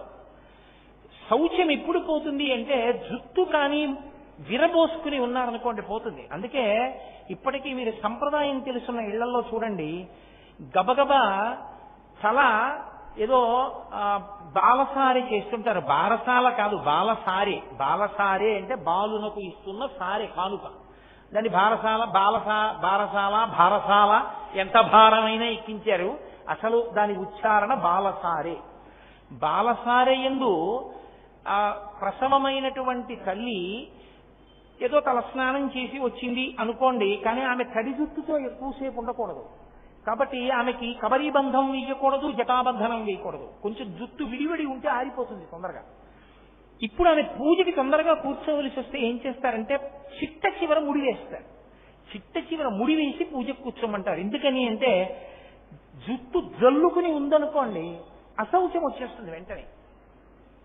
శ్రీరామాయణంలో బాలకాండలో ఒక ఆఖ్యానం ఉంది. అందులో దితి కశ్యప ప్రజాపతిని అడిగింది ఒకప్పుడు, నాకు ఇంద్రుణ్ణి చంపేటటువంటి కొడుకు కావాలి, ఏం చేయమంటావని అడిగింది. ఆయన అన్నాడు, ఒక పని చెయ్యి, 1000 సంవత్సరముల పాటు తపస్సు చెయ్యి. తపస్సు చేస్తే నీవు ఇంద్రుణ్ణి చంపగలిగిన కొడుకుని కంటావు. ఆవిడ తపస్సు మొదలెట్టింది.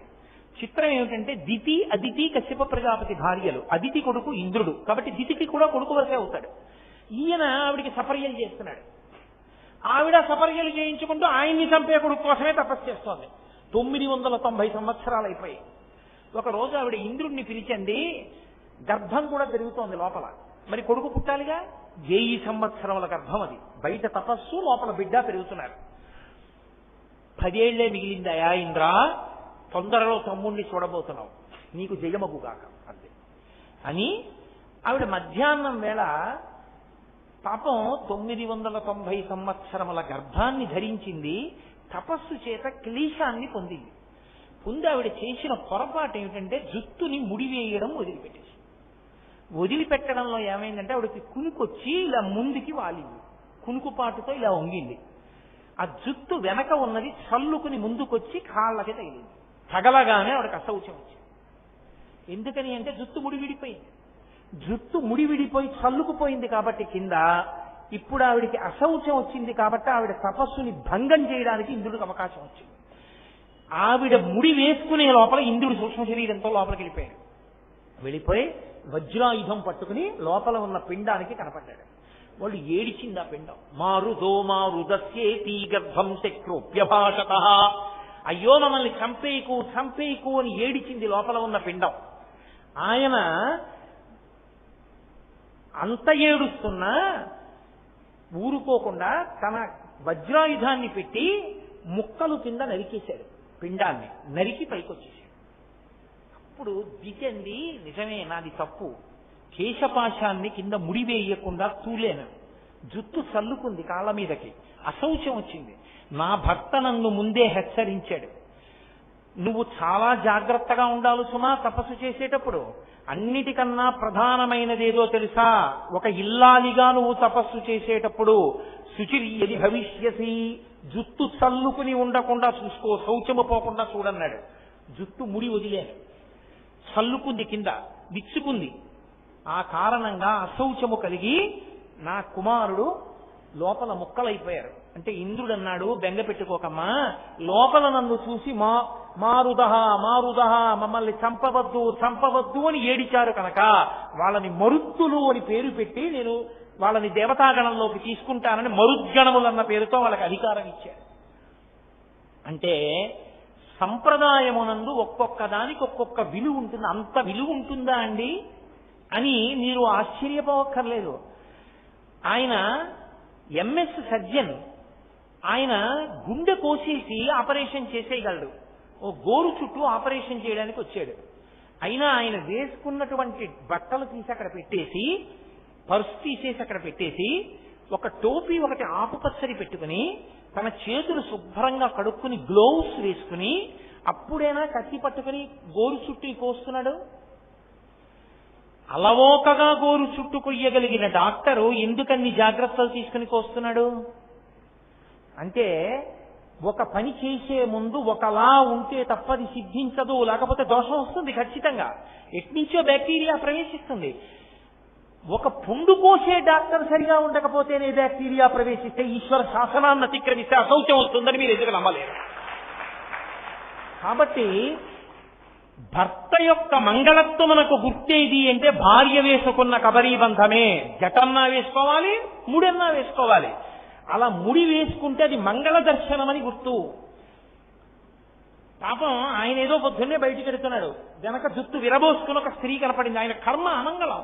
వెంటనే ఆయన భగవతిని ప్రార్థన చెయ్యాలి.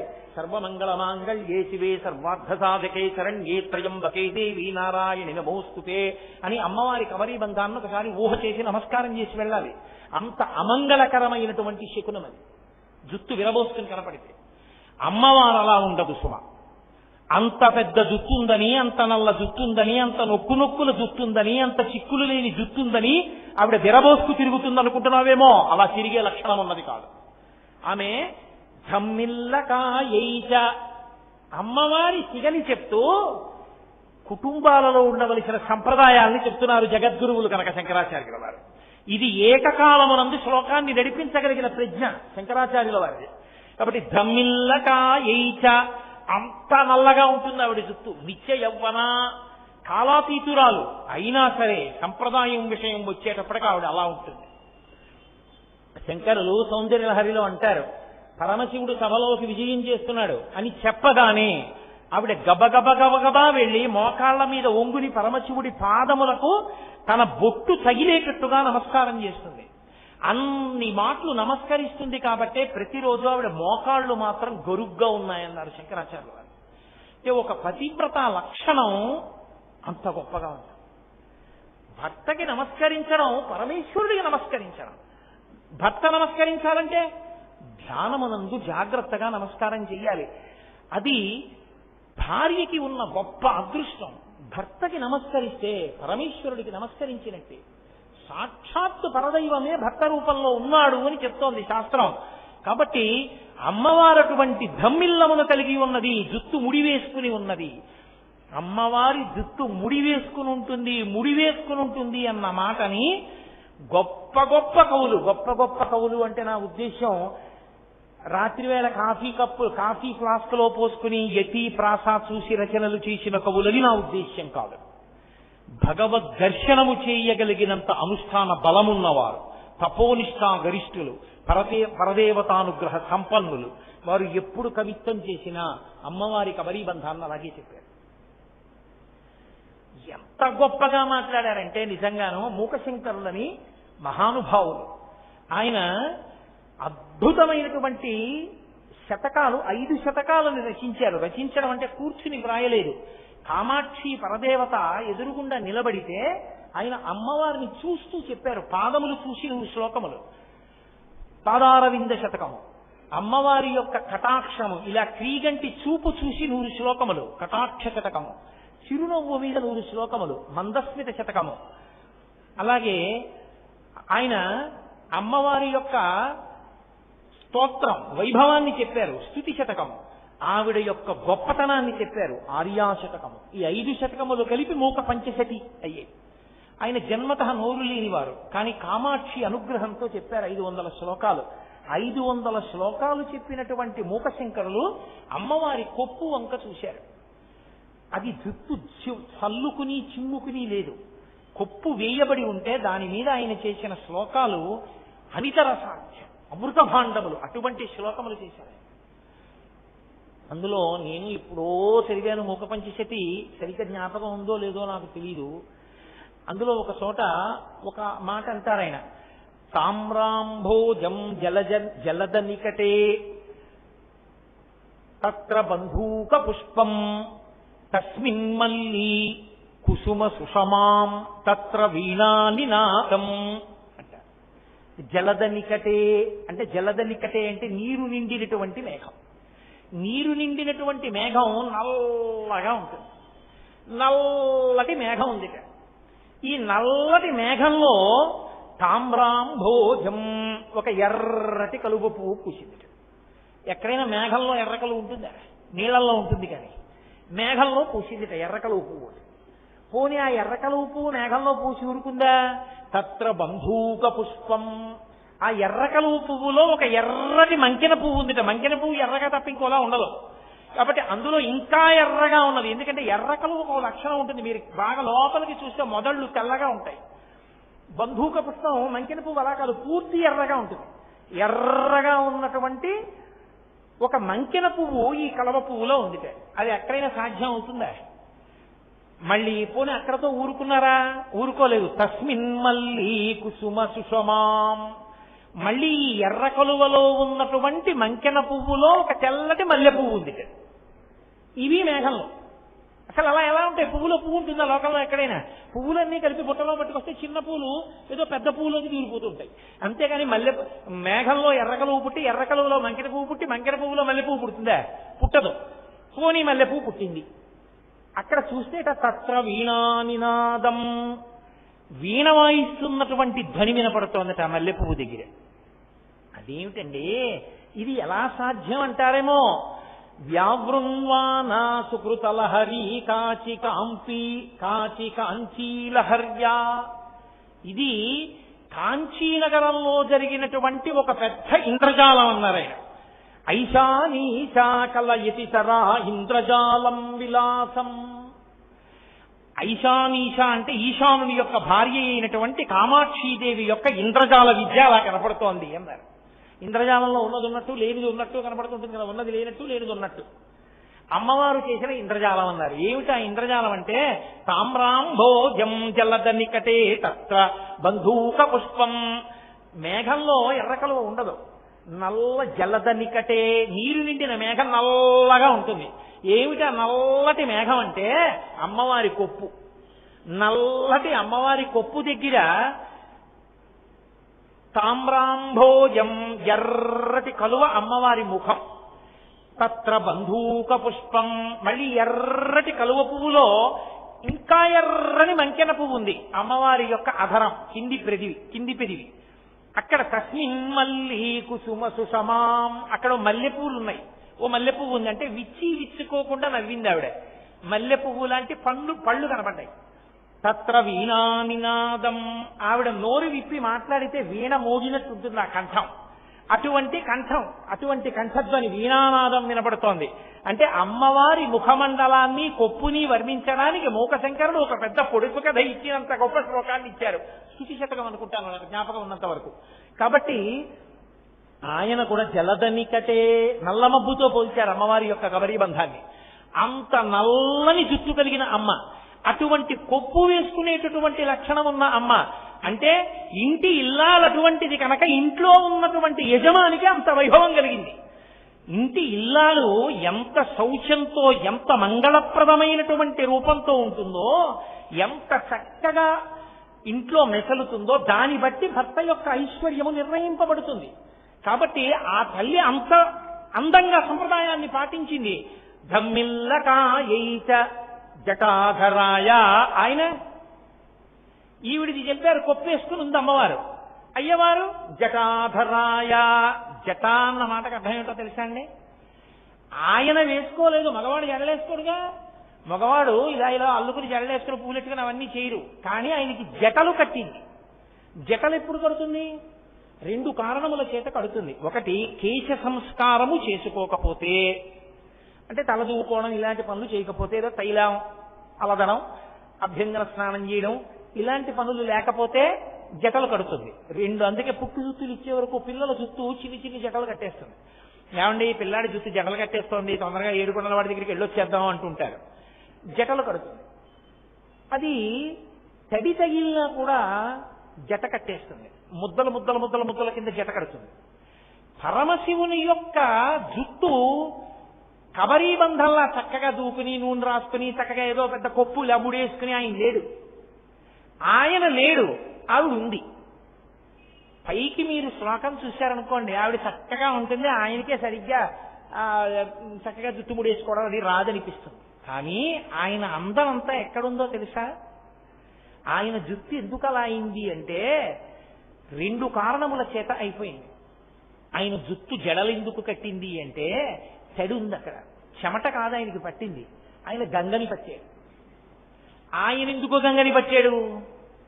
ఆయనకేమో సరదాగా గంగని పట్టుకోవడం. గంగని పడితే నాకేదో వస్తుందని పట్టలేదు ఆయన. గంగని పడితే భగీరథుడికి కోరిక తీరుతుందని తన గంగని పట్టాడు. అంటే లోకం కోసం బ్రతికే లక్షణం ఉన్నవాడు ఆవిడ భర్త, ఇది ఆవిడ కీర్తి. మా ఆయన అంత గొప్పవాడు, ఇది ఆవిడ పరవశం. ఇది నీకు అర్థం కాకపోతే ఆవిడకన్నా ఆయన తక్కువ వాళ్ళ కనబడతాడు. మగవాడికి ఉండవలసిన లక్షణం ఏమిటంటే లోకం కోసం బతకాలి. మగవాడికి ఉండవలసిన లక్షణం ఏమిటంటే కీర్తి చేత బతకాలి. మగవాడికి ఉండవలసిన లక్షణం ఏమిటంటే త్యాగము చేత కీర్తి చేత విరాజితుడు కావాలి. అబ్బా ఆయన అండి మహానుభావుడు అని నమస్కరించాలి. ఆయన ఇల్లాలండి అని కాళ్ళకి నమస్కారం చేయాలి. ఆయన ఇల్లాలండి అని బ్రహ్మరథం పట్టాలి. ఆ కీర్తి త్యాగలిగిన నడవడి పురుషుడికి ఉండాలి. అదిగో లోకం కోసం గంగని పట్టినవాడు ఆయన. భగీరథుడి కోసం గంగని పట్టాడు, భగీరథుడి కోసం గంగని విడిచాడు. కానీ ఆయన గంగని విడిచిపెడితే అందరూ వెళ్లి గబగబా అందులో స్నానం చేస్తున్నారు. ఎందుకని? భవాంగపతితంతో యం పవిత్రమితి స్పృశు. పరమశివుని యొక్క శరీరమునకు తాకింది కాబట్టి గంగకంత పవిత్రత వచ్చింది. అప్పుడెప్పుడో గంగని పట్టినందుకు ఇప్పటికీ ఆ గంగలో స్నానం చేసిన వాళ్ళందరికీ పాపాలు పోతున్నాయి. గంగ పాపహారిణి కాగలిగింది అంటే పరమశివుని యొక్క జటాజూటములకు తగిలింది కాబట్టి. ఆయనకే వచ్చింది జుట్టు జటలు కట్టి. జటలు కట్టినా అది ఆయన ప్రజల కొరకు చేసిన త్యాగమునకు గుర్తు. ఆయన నీలకంఠుడై తెల్లని కంఠ నల్లబడినా ప్రజల కోసం త్యాగమే. హాలాహల భక్షణం చేసి నల్ల మచ్చ మిగుల్చుకున్నాడు. అది మచ్చ కాదు, ఆయన త్యాగానికి కీర్తికి ప్రతీక. ఆయన జటలు కేశ సంస్కారం పట్టించుకోనటువంటి సరి అయిన నడవడి తెలియని వాడైన కారణం చేత కాదు, భగీరథుడి కొరకు లోకం కొరకు గంగని పట్టడం వల్ల జటలు కట్టినటువంటి జటలు ఉన్నవాడు కాదు. ఆ జటలు తర్వాత కత్తిరించుకోకూడదండి, అలా ఉంచేసుకోవడం. మరి అందరూ ఆ జటలు చూసి పాపంగా గంగని పట్టాడండి, జటలు కట్టే అండానికి కదా అప్పుడు కీర్తి కాదా, మరి తర్వాత ఎందుకు కత్తిరించుకోవాలా అంటే ఇప్పుడు కత్తిరించుకున్నా మళ్లీ జటలే అవుతాయి ఆయనకి. కారణం ఏమిటో తెలుసా? ఆయన బహిర్ముఖుడు వాడు, అది ఆయన గొప్పతనం. ఆమె బహిర్ముఖురాలై తిరుగుతుంటుంది, అందుకే ఆవిడ కొప్పేసుకుంటుంది, ముందు స్నానం చేసేస్తుంది. అన్నీ ఆవిడ ఎందుకు చేసిందంటే ఆయన కూర్చుని ధ్యానం చేసుకుంటాడని. ఆయన కూడా అదే పనిగా ఆవిడ అన్ని అక్కడ పెట్టినా ఈయన పేపర్ చదువుకుంటూ అక్కడికి వెళ్ళి కూడా పేపర్ గురించి మాట్లాడుతూ పూజా మందిరంలో కూడా సెల్ ఫోన్ మాట్లాడుకునేవాడికి భార్యని అగచాట్లు పడి అన్ని సిద్ధం చేయడం ఎందుకు? అదో కష్టం తప్ప. ఇన్ని ఎందుకు పెట్టింది ఆవిడంటే అక్కడికి వెళ్ళి ధ్యానం చేస్తూ ధ్యానంలో తాను రమించిపోతూ ఉండిపోతాడని. అలా ఒక్క పావుగంట భర్త కూర్చున్నాడు అనుకోండి, ఆవిడ ఎంతో సంతోషిస్తుంది. చక్కగా మా ఆయన పొద్దున్నే కూర్చుని ఓ పావుగంట ధ్యానం చేసుకుని బయటికి వస్తారు అని. ఇలా వీళ్ళు అలా వచ్చేసారు అనుకోండి, ఏమన్నా అప్పుడే అయిపోయిందా అని అనుకోండి, అబ్బో ఇప్పటికే ఎక్కువ అన్నాడు అనుకోండి, ఆవిడకి బాధగా ఉంటుంది కదా. అలా 10 నిమిషాలు భర్త కూర్చుంటేనే సంతోషమైతే ఆయన చేసేటటువంటి ధ్యానం ఎలా ఉంటుందంటే, ఆయన ఎవరి కొరకు ధ్యానం చేయాలి? ఆయన ధ్యానం చేయడానికి ఇంకొకడు లేడు. ఆయన తనలో తాను రమిస్తూ ఉంటాడు, ఆత్మగా రమిస్తూ ఉంటాడు. ఆ రమించడంలో అలా ఉండిపోయి ఉంటాడు ఎప్పుడు. అలా ఎప్పుడు ఉండిపోయి ఉన్న కారణం చేత ఆయన జుట్టు పెరిగి పెరిగి పెరిగి పెరిగి జటలో కట్టేసి జారిపోయి ఉంటుంది. అంటే తనలో తాను రమించేవాడు ఆయన, తనలో తాను రమించేవాడు భర్తగా దొరికాడని సంతోషించి రమించిపోయేది ఆవిడ. ఇది వాళ్ళ దాంపత్యం. నీ ఇల్లు అలా చేసుకోగలవా? ఇది స్తోత్రం చేయి, మీ ఇల్లు అలా తయారవుతుంది. అంత గొప్ప భార్య, అంత గొప్ప భర్తగా మీరు బ్రతకగలరు. అది కీర్తి తప్ప సంపాదించను తేను దాచను పురుషుడు పొద్దున్న 8ంటికి లేవను 9ంటికి లేవను పూజా మందిరాన్ని తుడిచేది పని మనిషే, పూజా మందిరంలో నీళ్లు పెట్టేది పని మనిషే, ఆఖరికి భర్త గారికి మడిబట్ట పెట్టేది ఇంట్లో పని చేసేటటువంటి పని మనిషే, ఆఖరికి భర్త గారికి ఏమైనా కావలసి వచ్చినా ఆయన పిలిచేది పని మనిషినే, ఇంట్లో భార్య ఉన్నది ఎందుకు భోగానికి తప్ప. ఆ భార్యాస్థానాన్ని పొందినట్ట తనని తాను అవమానించుకున్నట్టు. భర్త కొన్నిటికి భార్యయందు మాత్రమే మనసు కలిగి ఉండాలి, అసలు అతిక్రమించడానికి అవకాశమే ఉండకూడదంతే. ఆయన పూజామందిరంలోకి వెళ్ళి కూర్చుంటే ఇది లేదన్న మాట ఉండకూడదు. ఆయన ఏదైనా పదార్థం తీసుకుంటే ఇది నాకు సహించదు కదా అన్న మాట ఆయన నోటి వెంట రాకూడదు. ఆవిడ అసలు అది వడ్డించదు. ఆయన మనసు ఆవిడికి తెలుసు. ఆవిడ తరించేది దేనికి అంటే ఇందులో ఆయన్ని అనువర్తించడానికే ఆవిడ తరించడానికి గృహస్థాశ్రమంలో ప్రవేశించింది. ఇవి పనివాళ్లు చేస్తే నీ స్థానంలో వాళ్ళు కూర్చున్నారు, నువ్వే స్థానాన్ని పొందావు, ఆయనకి భోగం ఇవ్వడానికి ఉన్నావు. అప్పుడు నువ్వు పాడయ్యావు, ఆయన పాడయ్యాడు. ఎందుకో తెలుసా? కనీసంలో కనీసం ఇలా చూపించైనా చేయించుకోవాలి తప్ప అందులో ఇంకోడు ప్రవేశించి తీర్పు చెప్పడానికి అధికారం లేదు. అది భర్త దిద్దుకోవాలి, భార్యని దిద్దుకుని గృహస్థాశ్రమాన్ని నిలబెట్టుకుని ఇద్దరు తరించాలి. కాబట్టి ఘమ్మిల్లకాయైక జటాధరాయ, అంత గొప్పవాడు ఆయన, అంత గొప్పది నా తల్లి. ఎంత గొప్పవాళ్ళమ్మా మీ ఇద్దరు, ఎటువంటి దాంపత్యం అమ్మా, ఎటువంటి అర్ధనారీశ్వర స్వరూపం అమ్మా. కాబట్టి నమశివాయైక నమశివాయ. వీళ్ళున్నారే, వీళ్ళు ఆయనకి మానాన ఆయన తరించి, ఆవిడ మానాన ఆవిడ తరించడం, అది కాదు వాళ్ళ లక్షణం. ఆయన ఆవిడ అలా నడవవలసిన అవసరం లేకపోయినా ఎవరి కొరకు నడిచి చూపించారంటే మనం అలా నడవాలని నేర్పడానికి నడిచి చూపించారు. కాబట్టి అమ్మా మీ ఇద్దరిని ఎవరు తలుచుకుంటున్నారో, ఎవరు చూస్తున్నారో, ఎవరు నమస్కరిస్తున్నారో వారికి మంగళము తప్ప ఇంకొకటి ఎందుకు కలుగుతుంది? మంగళమే కలుగుతుంది. ఇది శంకరాచార్యుల వారు చెప్పకుండా చెప్పడం ఆయన ప్రజ్ఞా విశేషం. అందుకని శ్లోకం చాలా సరళంగా ఉంటుంది. అమ్మో ఇది ఎలా చదువుతానండి అని భయపడిపోవలసినంత ఆర్భాటంగా ఏముండదు, హడావిడిగా. ఎందుకని? 100 ఉంటే 99 మంది గృహస్థాశ్రమంలోనే ఉంటారు. 99 మంది గృహస్థాశ్రమంలో ఉన్నప్పుడు ఆ గృహస్థాశ్రమం మీద శంకరాచార్యుల వారు తీసుకున్న సన్యాసాశ్రమం కూడా ఆధారపడి ఉన్నప్పుడు ఆ ఆశ్రమంలో ఉన్న వాళ్ళు తరించడానికి, చదువుకోవడానికి వీలుగా స్తోత్రం ఉండాలి. తప్పది చాలా జటిలంగా ఉంటే ఎలా చదువుతారు? అందుకే అంత తేలిక ఛందస్సులో అంత తేలిక మాటలతో ఇచ్చారు. నేను చదవలేనండి అనడానికి వీల్లేదు. ఏదీ రాకపోయినా నమశివాయైక నమశివాయ అనగలవా? కొన్ని మిగిలిన పాదాలు రాకపోతే అదను చాలు. అర్ధనారీశ్వరులు కూర్చున్నారు, ఆ నమస్కారం ఒకటి చేయి, నీకు వచ్చేస్తుంది ఫలితం. అందుకని మకుటాన్ని మాత్రం నమశివాయైక నమశివాయ. ఇద్దరి లక్షణమేమి? మంగళములను ఇవ్వడమే. ఇద్దరి లక్షణమేమి? శుభములను శోభనములను ఇవ్వడమే. అందుకని ఇద్దరికి అదే సంబోధన ప్రయోగిస్తూ నమశివాయైక నమశివాయ అని చాంపేయ గౌరార్ధ శరీరకాయై కర్పూర గౌరార్ధ శరీరకాయ ధమ్మిల్లకాయైక జటాధరాయ నమశివాయైక నమశివాయ. ఒక్క మాట అన్ని పూర్తి చేస్తాను. ఎందుచేత అంటే ఏమో 7 రోజులు 8 శ్లోకాలు, 2 రోజులు ఒక శ్లోకం అయింది, అది కూడా ఏదో జరిపేసి. నిజంగా చెప్తే అవుతాయా? ఒక్క ధమ్మిల్లకాయైక అంటే నల్లాలు పడుతుంది. కాబట్టి మీరు చిత్రం చూడండి, ఆ శ్లోకంలో శంకరులు చెప్పిన దాన్ని చెప్పలేదు, ఇంకా మిగిలినవి. ఒక్క అమ్మవారి కబరీబంధం, పరమేశ్వరుడి జటాజూటం మాత్రం ఆ స్తోత్రంలో 3 మాటలు ప్రస్తావించారు. 3 సత్యం. ఎందుకో తెలుసా? వీటి విషయంలో పరాకుగా ఉండి జాగ్రత్తగా ఉండండి. బహుశా శంకరులు ఈ విషయంలో రాబోయే కాలంలో గాడి తప్పుతుంది దేశం అని బాగా దీన్ని నొక్కి చెప్పాలనుకున్నారేమో, అందుకని 3 మార్లు చెప్పారు ఆ విషయాన్ని. కాబట్టి చూడండి, 2వ శ్లోకం దగ్గరికి వచ్చేటప్పటికి ఆయన అంటారు కస్తూరికా కుంకుమ చర్చితాయి. అమ్మవారిని ఉద్దేశించి అంటున్నారు, అమ్మా నీవు కస్తూరి అలదుకుంటావు, కుంకుమ అలదుకుంటావు. చర్చితాయి అంటే అలదుకుని ఉండేటటువంటి లక్షణం ఉన్నదానా.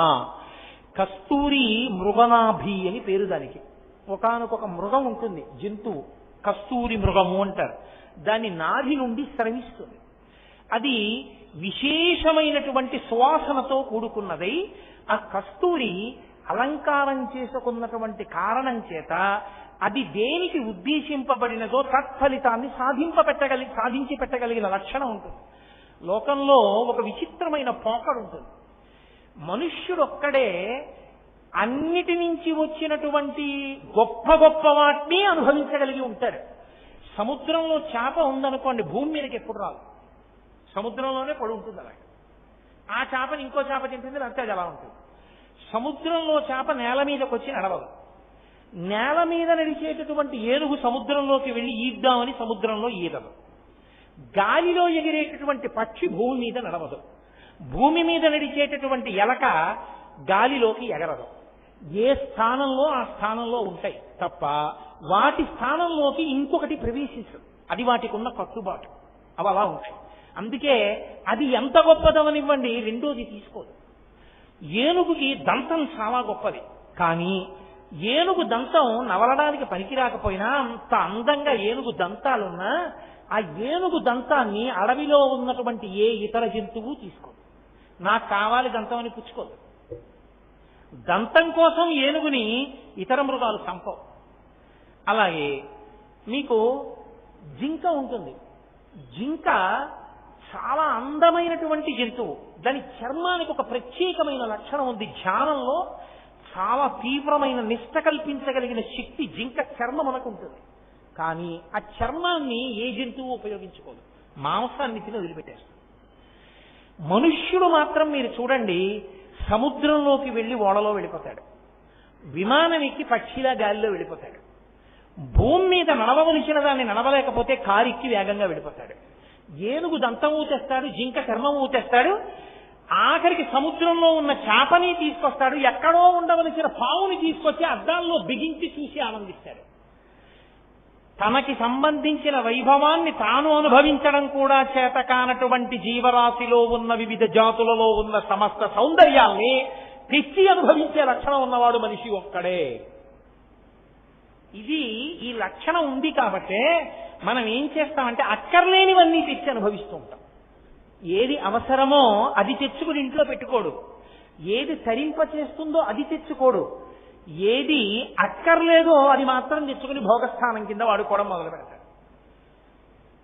ఏనుగు దంతం తీసుకొచ్చి ఏనుగు దంతంతో బొమ్మలు చేయించి ఇంట్లో పెట్టుకుంటే వచ్చే ఉపయోగం ఏముండదు. ఓ ఓడ బొమ్మో, లేకపోతే 2 నావికులు బొమ్మలో, లేకపోతే 2 కుక్క బొమ్మలో చేయించి నువ్వు ఇంట్లో పెట్టావు ఏనుగు దంతంతో. ఏమిటి ప్రయోజనం దానికి?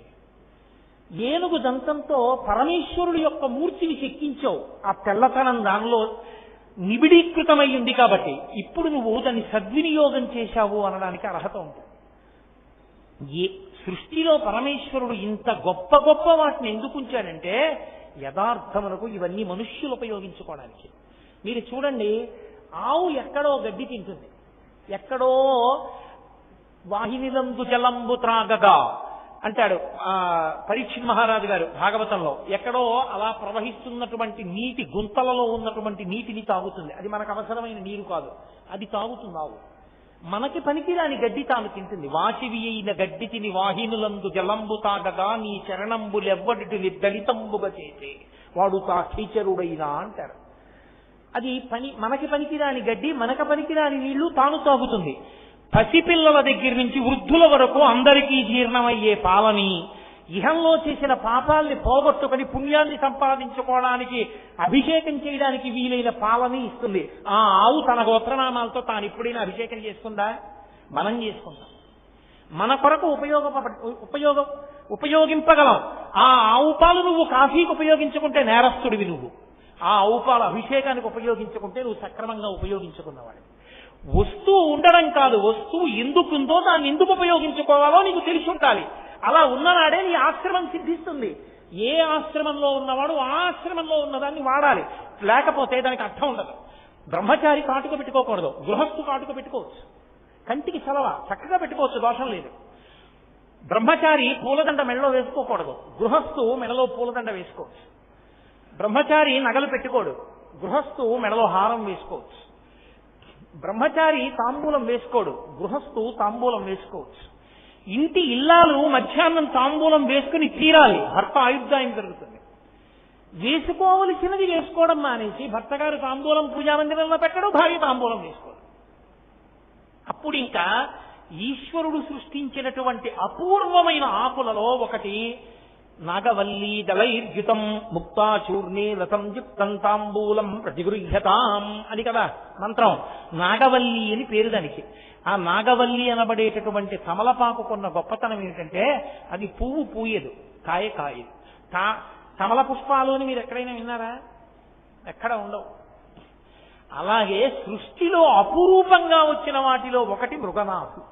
మృగనాభి అంటే కస్తూరి మృగం యొక్క నాభి నుండి స్రవించేటటువంటి విశేష పరిమళం కలిగినటువంటి ఒక ద్రవ్య విశేషం. దానితో బొట్టు ఉంచుకుంటే నువ్వు ఆ బొట్టు ఎందుకు పెట్టుకున్నావో ఆ ఫలితం కలుగుతుంది. బొట్టు ఎందుకు ఉంచుకుంటారు? స్త్రీలైతే ఒక ప్రయోజనానికి ఉంచుకుంటారు, పురుషుడైతే ఒక ప్రయోజనానికి ఉంచుకుంటాడు.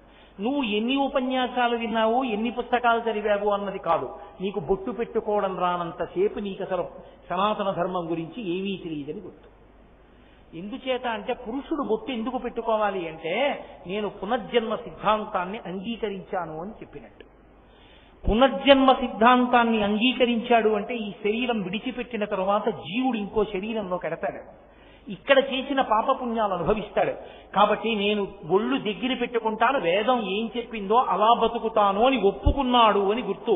అందుకని బొట్టు పెట్టుకున్నాడు. బొట్టు పెట్టుకున్నాడు అంటే మీరు దగ్గరికి తీసుకోవచ్చు. ఆయనకి పాపపుణ్య వివక్ష ఉంది, భయం ఉంది, పునర్జన్మ మీద బెదురుంది. కాబట్టి మీరు దగ్గరికి పెట్టుకోవచ్చు. బొట్టు లేదు అంటే అసలు ఆయన పునర్జన్మ సిద్ధాంతం అని అంగీకరించాడు.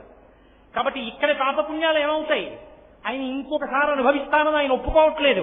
ఒప్పుకోని వాడిని దగ్గరికి తీసే ఆయన పాపాన్ని ఇంకోలా కడిగేసుకుంటానన్న వాడిని నువ్వేం చేయగలవు? కాబట్టి బొట్టు అన్నది పురుషుడికి అంత ప్రధానమై కూర్చుంది. బొట్టు దృష్టి దోషాన్ని హరిస్తుంది. పైగా బొట్టు జ్ఞాన కేంద్రం ఉంటుంది ఇక్కడే. అందుకే చూడండి, ఏదైనా ఆలోచన నిలబడలేదనుకోండి, ఏదో జ్ఞాపకం రాలేదనుకోండి, కళ్ళు మూసుకుని దృష్టిని భ్రూమధ్యమునందు కేంద్రీకరిస్తారు. ఇక్కడ ఆజ్ఞాచక్రం ఉంటుంది, మనసుకి అధిష్టానం. ఇక్కడ ఎప్పుడు ఆలోచన నిలబడుతుంది, మళ్ళీ తిరిగి జ్ఞాపకానికి తీసుకొస్తుంది. ఆ జ్ఞాపక శక్తి దృష్టి దోషం వలన విరిగిపోకుండా ఉండాలి అంటే ఆజ్ఞాచక్రము తిలకము చేత కాని కుంకుమ చేత కాని ఆచ్ఛాదింపబడి ఉండాలి. ఇన్ని ప్రయోజనములు నెరవేర్చేది ఆ మృగనాభి, ఆ కస్తూరి పెట్టుకోవాలి. అది సువాసనలు వెదజల్లుతుంటుంది. స్త్రీ ఆడవారు ఎందుకు పెట్టుకుంటారంటే సభర్తృక, భర్త జీవించి ఉన్నాడు అని గుర్తు. సువాసిని, సువాసిని ఎక్కడుందో అక్కడ కామాక్షి ఉన్నట్టు. కామాక్షి కంచిలో లేదు, ఇదిగో ఇక్కడ నా ఎదురుగుండా ఉన్న సువాసిని రూపంలోనే కామాక్షి ఉంది. సువాసిని సువాసిన్యర్చన ప్రీత, అటువంటి సువాసిని నేను పరదేవతాత అనుగ్రహాన్ని పొంది ఉన్నదానను అని చెప్పడానికి కస్తూరి తిలకాన్ని పెట్టుకుంటారు. అమ్మవారు కస్తూరి తిలకం పెట్టుకుంటారు. అందుకే కస్తూరి తిలకంచితేందు విలసత్రోద్భాసి పాలస్థలీం కర్పూర ద్రవమిశ్ర చూర్ణ కపురామోదోల్ల సద్వీటికాం లోలాపంగ తరంగ తైరితి కృపాసారైర్లతానందినీం శ్రీశైలస్థలవాసినీం భగవతీం శ్రీమాతరం భావయేత్ అని. ఆవిడ కస్తూరి తిలకాంచితేందు విలసత్, ఆవిడ కస్తూరి తిలకంతో చంద్రరేఖతోటి ఇవాళ ఆకాశంలో ఉంది. అమ్మవారి అయ్యవారి కిరీటం మీద ఉండేటటువంటి చంద్రరేఖ శుక్లపక్ష తదియనాడు ఉండే చంద్రరేఖ. ఇప్పుడే నేను మీ పట్టణానికి కారులో వస్తూ ఆకాశంలో ఆ చంద్రరేఖను చూసి ఒక్కసారి కామాక్షి కిరీటం మీద, చంద్రమౌళీశ్వరుడి కిరీటం మీద ఉండేటటువంటి ఆ చంద్రరేఖని భావించి లోపల నమస్కారం చేసుకుని వచ్చాను. కాబట్టి ఆ చంద్రరేఖని ఇవాళ దర్శనం చేయొచ్చు. కాబట్టి ఆ తల్లి విలసత్పూర్ణి, ఆ పక్కన కిరీటం పక్కన చంద్రరేఖ ఉంటుంది, నుదుటి మీద కస్తూరి తిలకం ఉంటుంది. ఈ కస్తూరి తిలకం శోభ, ఆవిడ నుదురు కాంతి, చంద్రబింబం యొక్క కాంతి, కిరీట మణుల యొక్క కాంతి, ఆ స్వర్ణము యొక్క కాంతి, ఇన్ని కాంతులతో ఆవిడ ముఖం విరాజిల్లుతుంది. అసలే ఆవిడ కాంతి స్వరూపిణి. యాదేవీ సర్వభూతేషు కాంతి రూపేణ సంస్థిత నమస్తస్యై నమస్తస్యై నమస్తస్యై నమో నమః. ఆమెయే కాంతి రూపంలో ఉంటుంది. అటువంటి తల్లి రాశీభూతమైన కాంతి స్వరూపంగా అక్కడ కూర్చుని దాన్ని ఉద్దీపింపచేయగలిగేటటువంటి కస్తూరి బొట్టు పెట్టుకుంది. ఇక్కడ కూడా సింధూరం పెట్టుకుంటుంది ఆవిడ. బాలసూర్య బింబం ఎలా ఉంటుందో అలా ఉంటుంది అన్నారు శంకరాచార్యుల వారి సౌందర్యలహరిలో. కాబట్టి కస్తూరి తిలకం పెట్టుకుంది ఆవిడ. ఇప్పుడు ఆ కస్తూరి తిలకం పెట్టుకున్న అమ్మవారి మోము ఎలా ఉంటుంది అంటే అసలు మీరు ఇలా చూడగానే కన్ను తిప్పలేరు. ధ్యానమునందు అమ్మవారి ముఖమండలాన్ని కానీ ఎవరైనా ఒక లిప్తకాలము దర్శించగలిగితే కొన్ని గంటల సమాధిలో పెడతారు. ఎందుకు పెడతారో తెలుసా అండి? కారణం ఒకటే, ఇక ఆమె ముఖమండలాన్ని చూసిన తరువాత వేరొక వేపుకి మనసు తిరగదు, ఇంద్రియములు బహిర్ముఖములు కావు. అంత కాంతి, అమృతము కారిపోతుంటుంది ఆవిడ ముఖంలోంచి. అంత కారుణ్యమూర్తి నా తల్లి పరదేవత. ఆ తల్లి ముఖమే ఎర్రటి కాంతి, దానికి తోడు ఎర్రటి బొట్టు, ఇక్కడ సింధూరం, ఆ పైన బంగారు కిరీటం, ఆ పైన చంద్రరేఖ, ఇన్ని కాంతులు, పసుపు, తెలుపు, ఎరుపు, మణుల కాంతులు కలిపి కొత్త కాంతులు చిమ్ముతుంటుంది. దానికి తోడు కాంతికి విషబ్బితే, కాంతికి వాసనబ్బితే వాసనలు కూడా విరజిమ్ముతుంటుంది ఆవిడ. ఎందుకని ఆ కస్తూరి మృగమదమునకున్న లక్షణం ఏంటంటే అది సువాసనలు వెదజల్లుతుంది. అటువంటి తిలకం పెట్టుకున్న అమ్మవారి ముఖమండలం చూడగానే కళ్ళకి కలిగిన ఉపవాసం తీరిపోతుంది. ఆ సువాసనల చేత ముక్కునకు కలిగినటువంటి ఉపవాసం తీరిపోతుంది. ఇంద్రియములన్నీ వెనక్కొచ్చి ఆవిడ ముఖము నుండి స్రవించేటటువంటి ఆ కరుణారస ధారలను గ్రోలడం చేత కడుపు నిండిపోతుంది. తాను ఆ తన్మయత్వంలో అలా ఉండిపోతాడు. మహానుభావుడు శరభోజీ మహారాజు గారు వచ్చేటప్పటికీ అదిగో ఆ స్థితినే పొందాడు అభిరామ భట్టు.